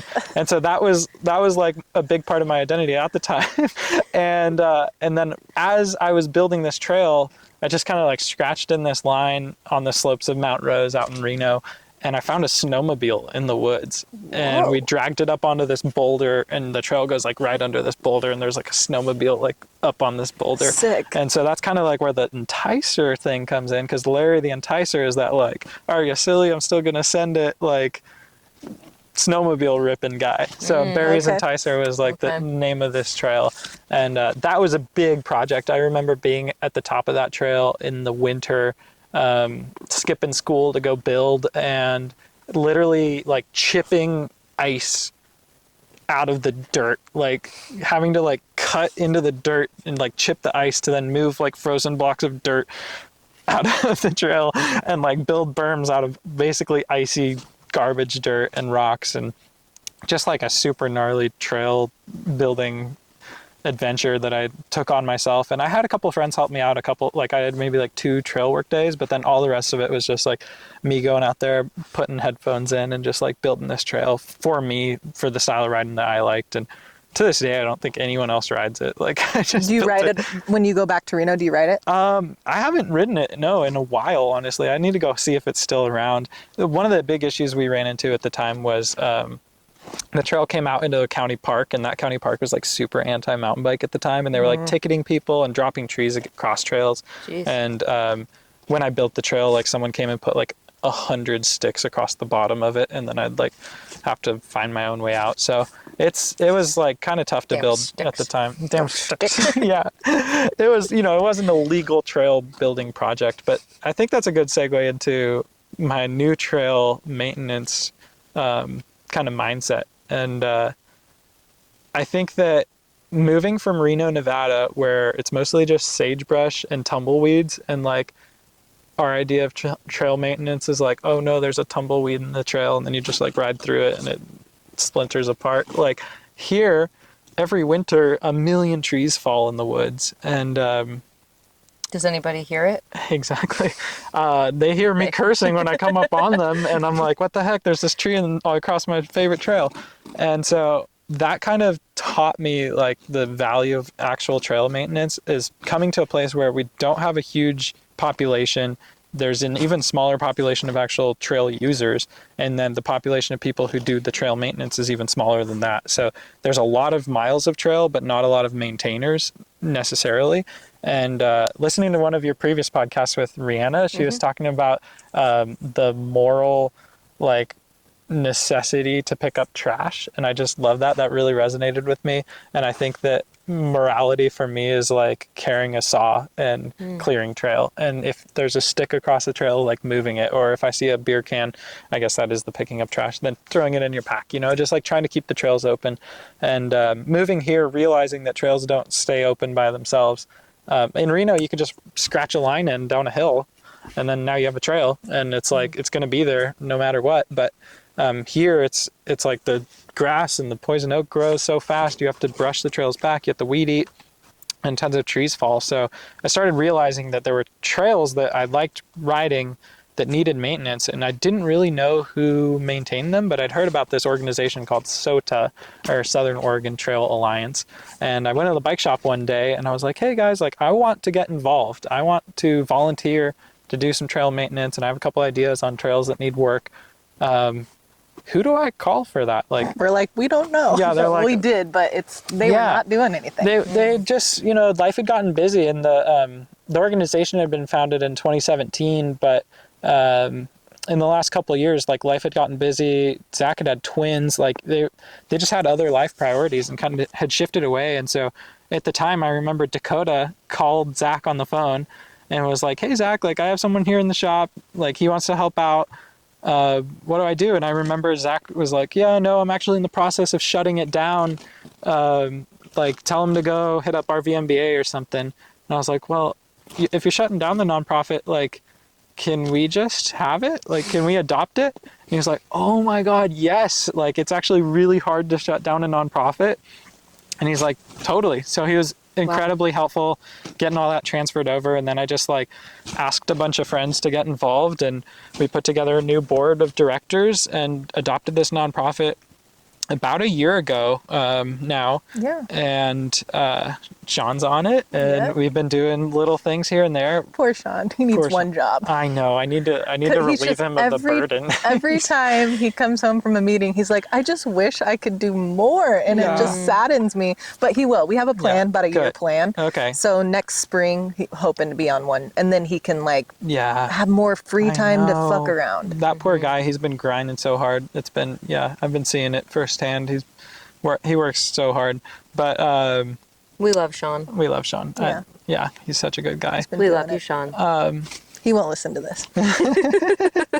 In any case, so took that thing over and had no experience running a nonprofit or trail stewardship. I'd seen people do it. Sierra's had a little bit of like organizational background. Yeah, Okay, so cool. she like ran her own business, and she actually started a youth cycling nonprofit back in the day. So she actually does have some experience, and she's just way smarter than me. So like anything I need help with, I just ask her, and then she helps me. So it's pretty figure outable if you have someone like that with you. What a great partner. Yeah, I can like use a saw and a shovel, but I'm not like the paperwork guy necessarily. She's paperwork. Yeah, she's smart. So yeah, like I said, I'm the dreamer. She's the integrator. So I dreamt that we could take this thing on, and then she's been making it happen really like behind the scenes. Wow. So it's a big deal. Like she does a lot. And it's been a huge undertaking. Luckily, we inherited a couple of things like chainsaws and a few e-bikes with trailers and a bunch of tools. And so we kind of fell into this like perfect setup where we have a bunch of assets like resources and tools to do the trail maintenance, and we have this like brand with a logo and an Instagram following and a Facebook following, and we just went viral on Facebook on a reel about April Fools and had like 500,000 views all over the world. And Congratulations. yeah, it was kind of weird. Like Which one was that? It was the April Fool's one where I said that land managers were making everyone carry a saw to use the trails, and then it was like controversial, so then people were freaking out. I'm sure I watched it. It's like it's like a time-lapse video of me like taking my saw off my dirt bike and cutting a tree and then putting it back on my dirt bike and riding away. And Oh my it God. just like Oh, I went think I have to go completely there. viral, and people from like Australia and everywhere were like commenting on it, and half the comments are like outraged at this new Of course. thing, and others are like, oh, this is awesome. They're And then there's a always- few that are like sick dirt bike, and so it's really funny. But yeah, we've been really trying to build community, and we came up with like a new mission statement and Cool. a new vision. And our current mission is we're working to develop a community of stewards to maintain, restore, and build epic trails in Southern Oregon. And then our vision is well-maintained trails that bring people who love the outdoors to our area. And Cool. so Yeah. it's pretty awesome. And yeah, it's been going incredibly well. Like, things have just been falling into place. We've had a lot of community support. Like, tons of people know about us already or heard about it before and are happy that we're bringing it back. And then the coolest thing we have going right now is this big project out in the Applegate Valley. So Mule Mountain Trail. Last year, we were shuttling with some friends, and I'd seen it on a map, and I was like, I want to ride this trail. It looks sick. It's like a black diamond trail. It descends 2,500 feet over 4 miles. It looks awesome. You can shuttle a truck to the top of it. Like, let's go ride it. So I drove the shuttle that lap, and Sierra and a couple of our friends rode down the trail, and they were hiking through buckbrush with their bikes over their heads, Oh my trying to God. get down this trail, and they like couldn't make it down it. I was sitting at the bottom of it for like forever waiting for them. Shit. So they get down, they're all like scratched up and dusty, and like, I'm like, hey, how was the trail? Is it sick? And they're like, no, it's terrible. And I'm like, what? No, like, come on. Like, I want to ride it a lap, because I drove this last one. And they're like, no, you do not want to ride this trail. And I You was- can't. Yeah, you can't. And I was like, please, like, But I gotta see it. I got to see it. And so they're like, nah, it's not good. So I went out there a different time with her, and we started just like cutting our way into the trail. It had been overgrown for years. It used to be a pretty popular trail, like back in the early 2010s. But in the last few years, some issues with like access to the trail. There's no legal easement at the bottom of the trail. The trail goes through private property before it hits the road, and there's not an actual trailhead. So the Forest Service can't like legally say that you can go use the trail, but it is there. That's just been forgotten. So we had to like cut our way through the buckbrush and the poison oak just to get through the trail. And worked out there with her one day, and then took some friends out last spring, about a year ago to this day actually, and opened up the trail quite a bit and got it to the point where you could ride down it. And it's just been like on my vision board of like, this is the coolest trail in the Applegate for me. It has incredible views, like epic views, like better views than the East Applegate Ridge Trail, but it's not flat. It goes down. So it's like, it's pretty amazing. And in October of last year, I found out about this grant program called Two for the Trails. It's Athletic Brewing is a non-alcoholic beer company, and they give away $2 million every year for trail projects. Wow. So I was like, that sounds pretty cool. I should apply. And so I just wrote a grant application, and, you know, drawing on the experience of college and writing things and putting together pictures. And I used to do like little write-ups and stuff, and just like made this proposal. It was like, hey, we want to rebuild this trail. And I'm getting chilly. I gotta go. No, me I gotta too. put my jacket on real quick, because I'm gonna be like shivering. Yeah. We only have like a few minutes left. so- Okay. Woo. Yeah, breeze is coming in hard. Yeah. Thank you guys for the break here. Yeah. So I wrote a grant proposal and submitted it, and they awarded us. on your neck. Oh, thank you. They awarded us some money. How much money did you guys get? We got $8,000. Hell yeah. Yeah, which is a huge deal. Like, I've never just been given anything like that, you know? So that was a pretty big deal for us. Yeah. And again, we're a small organization. We inherited a bank account with like $1,600 in it, which was awesome. You know, better than nothing. But trail maintenance does cost money, and tools are very expensive. And like, we just had a chainsaw that we needed repaired, and it cost $400. Insurance is like $400 a year. Like, these things do add up. So being able to get this grant really opened up the ability to rebuild this trail. So we've been going out there. I think we've done 3 trail work days so far. This Saturday is going to be the 4th. this year. And we've just been beating back the brush and cutting brush. And then we're actually hiring out to a forestry contractor, and they're going to come out and do the bench work for us. So they're going to basically like cut a fire line and widen the trail, like cut the dirt back. And so that's going to be epic. And that's happening this Saturday. And if all goes well, in a week from now, we should have an absolutely like ripping trail brought back from the dead, like completely. So yeah, it's a big deal for us. It's our first like big major project where we've like kind of adopted a trail and really worked on it. And it's not like we're building it, because it is there. And it's historic too. It dates back to the 1850s. But yeah, it's barely there. What was it used for? So it's called the Mule Mountain Trail because in the Rogue River Wars, when they were fighting off the natives here, mules were pulling howitzers up the trail, and the mules slipped off the trail and fell into the creek, and they had to wait all winter for the gunpowder to dry before they could keep going. And so that's why it's called Mule Mountain Trail. And I joke that the trail hasn't gotten any better since that mule slipped off of it all those years ago. Yeah. So it was probably a native trade route before then, and maybe used for mining as well. There's also some cattle grazing up there that happens. So I don't know the exact history of it, but it's in a network of trails. It connects to the Charlie Buck Trail, Baldy Peak Trail, Little Grayback Trail, and it's an absolutely beautiful location. So Can't wait to check it out. yeah, we're really excited about it. Yeah, we'll have to come back for a part 2 with you there at that trail and highlight, showcase the work that SOTA has done. I'm super excited. Yeah. But we are at our time. No worries. So that's great wrap up as we get It's really cold. Oh my God.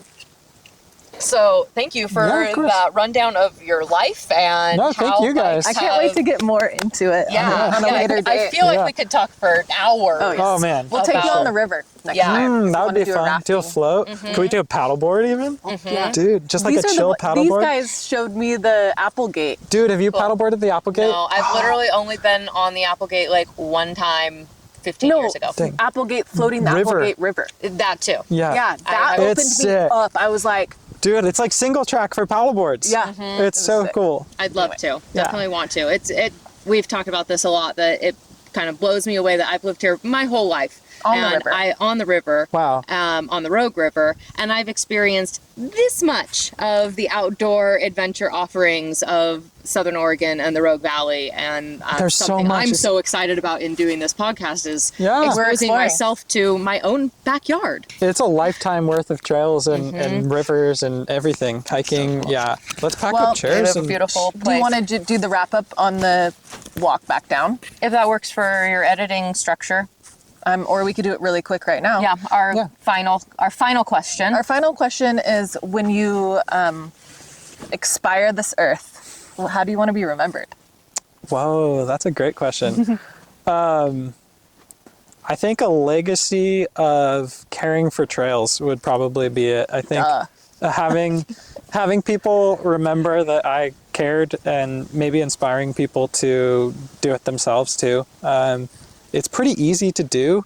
Like I didn't really understand anything about using chainsaws or trail maintenance before I got into it, but picked it up pretty quick. You can just carry a folding saw in your backpack, and I think, if I were to pass away before my time or at my time, I would just want people to remember the impact that I had on the recreation opportunities that they are then able to have, and kind of kept the trails alive, because there's so many trails that are historic, that date back to the mining days and stuff like that are just lines on a map now but have fully disappeared. So I won't live as long as I need to keep them open forever, but if I can keep them open for a while, maybe someone else can in the future. Cool. Love that. And then how can people find you, Larry? Yeah, I'm pretty hard to get a hold of. I try to not be super on the social medias, and I don't really answer my phone if you call me. So You're probably out on a trail. yeah, I'm outside of cell service, You're out but living. I'm out doing the thing, going wild out on the trails. But the best way to get a hold of me or to follow along on the journey is follow Southern Oregon Trail Alliance on Instagram. We're also on Facebook at SO Trails, and we're working on a website at southernoregontrails.org. So that's the main project right now. I'm also doing a whole bunch of other stuff, but you have to catch me on the trails to hear about it. Awesome. Cool. Perfect. We want to do that. Thank you for joining us on this trail and guiding us along the trail as we come up here and along your life, the trail of your life. Trail of life. Yeah. Thank you guys. Trail Enjoy the of trails. Yeah. Not quite. Book or something. It's a whole It's a whole native thing. native event or like Chinese Couple different. oppression. Yeah. We'll have to do a little history Some lesson. dark history stuff. Yeah. Well, cool. Awesome. Okay. Thank you And I'm guys. gonna just turn this off just so I can have a nice clean.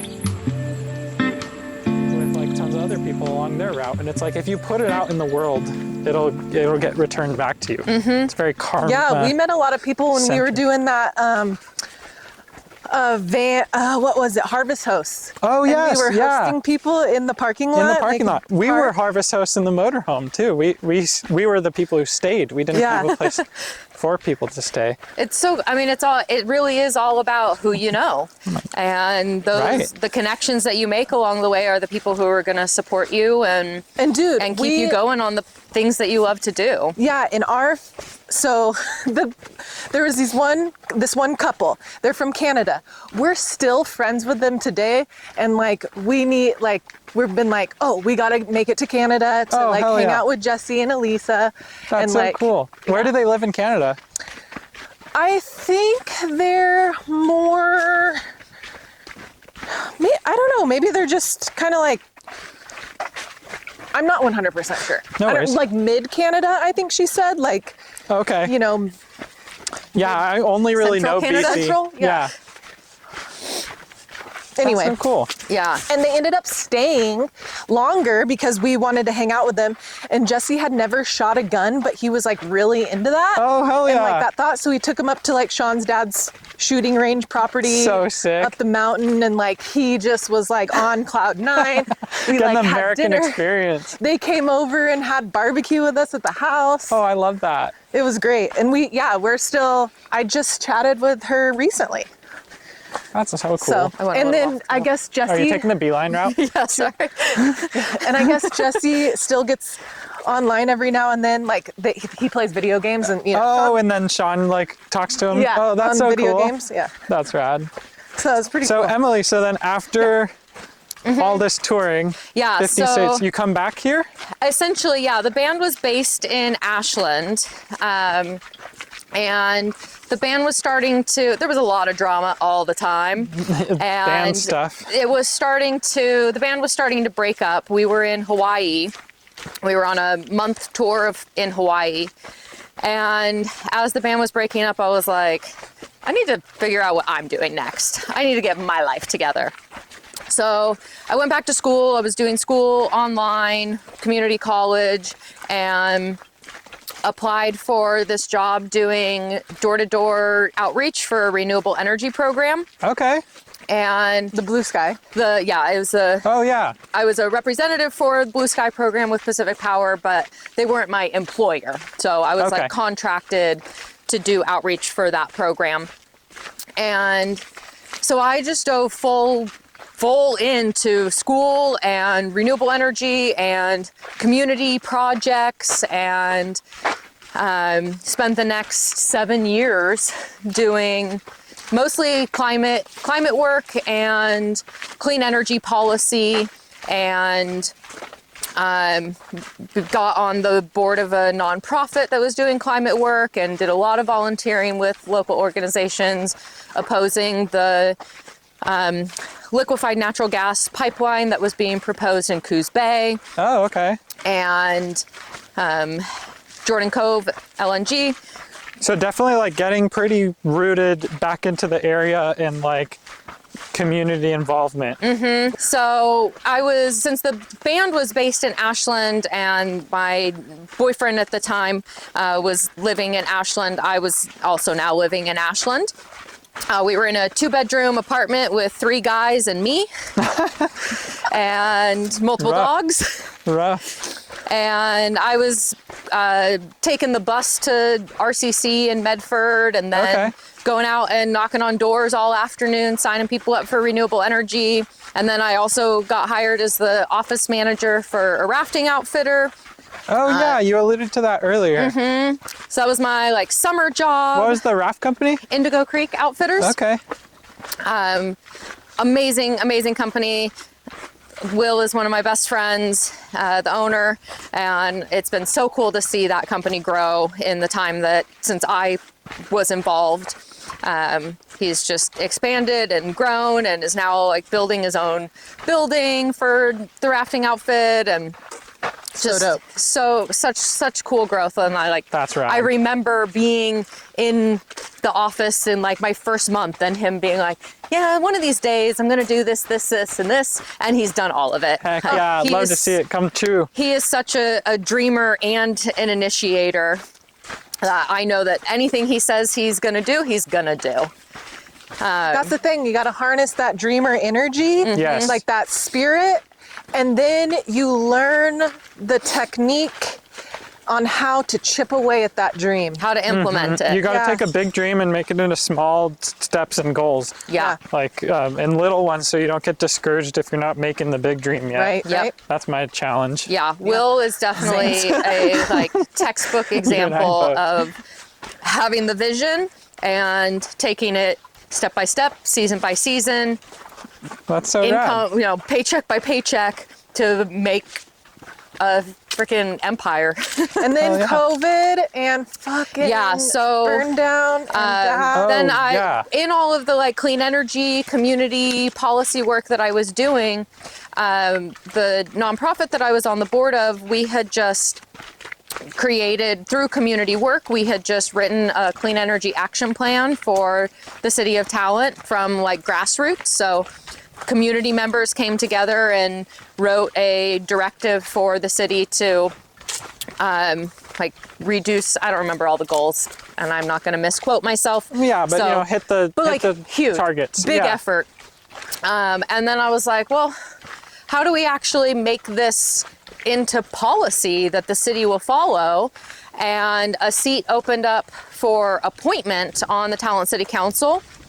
I applied, I was not selected, but a month later was time to submit names for election. Oh. And so I did. I ran unopposed. No way, no one else ran? Nobody ran against me. Wow. So I was elected to the Talent City Council. How many council members were there? 6, Okay. I think. Dang. What was the makeup like? Were any of them kind of like you, or was it like all older folks? Yeah, I mean, I was certainly the youngest. When I was elected, it was about half female, half male. Okay. Pretty, I'd say more progressive leaning. And I think we could still use a little is. bit of that here in Grants Pass. God damn. And then it kind of shifted. Yeah. I had a 4-year term, and a couple of people moved and left their seats, and so new people were brought in. And, Yeah. 4 years though on city council. That's a long time. it was a long time. You're 4 firmly years felt entrenched like in 40 government. years. Yeah. I really aged during that Well, time. because you have to be so like You have to be willing to take all the fucking hate. exactly. You gotta yeah. grow some thick ass skin. Yeah. And you have to just be like proper about it. I'm trying to think of the right word. Like you're You can't make mistakes. exactly. You're trying to do things Everything right. that you say is going to be picked apart by And either recorded a and- community and everything is recorded. Yeah. And everything is going to be picked apart by either a community member, the media, Was or that a paid staff. position, or were you also working at the time? I got a very small stipend. Okay. I got like $100 a month, which essentially paid for my stress reducing massage. Nice. That was a requirement. But no, I was working full time, mostly full time. By this point, I had been promoted multiple times in the outreach work, and was technically, like, my employment contract was part-time, but I was running a component of our outreach that had me working like 60, 70-hour weeks Oh, wow. once a month, and then working like 20, 30-hour weeks the other 3 weeks of the month. Okay. So, You had and I some was time also in school. I was still going to school full-time. Jeez. I got elected in 2016. I graduated in 2017. Okay. So I graduated school fairly early into my city council time, but was still working full-time, traveling for work, and had to be at these meetings every other week. Or the first and third Wednesdays. But there were, that was when I had to be in the city council meeting, but I also had to be on the urban renewal board, and I had to be a Right. liaison to Yeah, it's not certain number of just city council. You have committees. to meet with so many people. Yeah. And I was on the board of a climate nonprofit, Oh, and right. I was I was hyper involved. I was a master recycler, so I was attending recycling events. I was on another zero waste team and doing waste stuff. I was working. I would literally, like, Saturdays between May and October, I would be at an event every single Saturday where I would literally change my hat 3 or 4 times. Wow. Because I'd be scheduled for one job in the morning, and then another job in the middle of the day, and then another job in the evening, and then another thing even after that. How did you get away from all that, or are you still that involved? So Because then I'm finding myself on a path like that, and I'm trying to slow down the brakes. I was Yes. 27, so you're doing great. Okay. Yeah, you're just like, you say yes to so many things. Yeah. And then it's like, wait, I need to back off. Now I need to see what is my actual capacity. I mean, What do you want to do? Like, Exactly. I had a lot of energy, and I also was in a pretty toxic relationship that I was using all of these things to get away from. Okay. So everything that I could say yes to was something that So you don't kept have to be me home. away from home and my alcoholic now ex-husband. And so it was great for me. Like, I'm too busy to deal with our Your shit, bullshit. his Yeah. shit, but I was still showing up for him. Like, he's a musician, and so, I'd be at these 3 different events throughout Saturday, and then I'd go to his gig. Wow. And I had been working since 7 a.m. and now I'm at a 10 to 1 a.m. gig. And so it was a lot. It was exhausting. And then in 2020, COVID hit, and I was furloughed and then let go from my job, from the outreach job that I'd had for 7 years. And then the Alameda fire burned down Talent, Right. and that was also the end of my term. So Oh, wow. end of 2020 was the end of my term. It's very decisively, like, done. Yep. And a month after the fire, I was still, we had to evacuate. We evacuated to my dad's house in Grants Pass. And a month after the fire, things were, coming back in Talent. People were getting back into their homes. I was still really traumatized and shook from the fire, and also, like, the state of my marriage at the time. And life, like job and everything else. Yeah. My whole life got Yeah. flipped upside down. And then, so a month after the fire, I'm still, like, staying at my dad's. I'm not really ready to go back to Talent and see the devastation. And my dad gets diagnosed with stage 4 prostate cancer. Oh my gosh. And so now I'm even more like, I don't want to go back to Talent. Like, I need to be here with my dad. What am I going back to? The town is burned down. I don't have a job. My council term is ending. What the fuck am I doing? Right. And Like, that chapter kind of almost closed itself. Mm-hmm. And now you have to write the new one. exactly. Life very much said, everything that you've known for the last 7 to 10 years is done. And But I went back to Making me town. emotional just I know. hearing it. I'm so emotional right now because I'm gonna start my period any day. And so like literally even today in our other interview, I like started to cry. Oh, Good. Anyway. We want the emotion. yeah. Yeah, Like, I don't know. Be like I've just- that I've- sometimes. And you've heard this whole download. Well, I've heard it, but it's like every time I hear it though, I'm like put deeper into it. Yeah. Like I've heard it so many times. It's like You can feel yourself feel there. it. and- Yeah. Yeah. It's, you see where I am now. Right. And you can see like, Anyway. wow. the thing that I realized is that like we all went through almost like a shared. Thank you all, everyone, for tuning in. That was where the battery died, and we decided to keep it there. We really hope you enjoyed this episode, and we'll catch you next week. Toodaloo. Credits. Film edited and produced by Heather White and Emily Berlant. The Go Wildly music is Rainmaker by Jared Masters. Special thanks to Larry Sussman. Recorded on location at Dollar Mountain Trail System in Grants Pass, Oregon. Thanks for listening. Please follow, like, subscribe, and of course share. New episodes drop every Friday. Remember to rate and review. Find us at Go Wildly Podcast everywhere.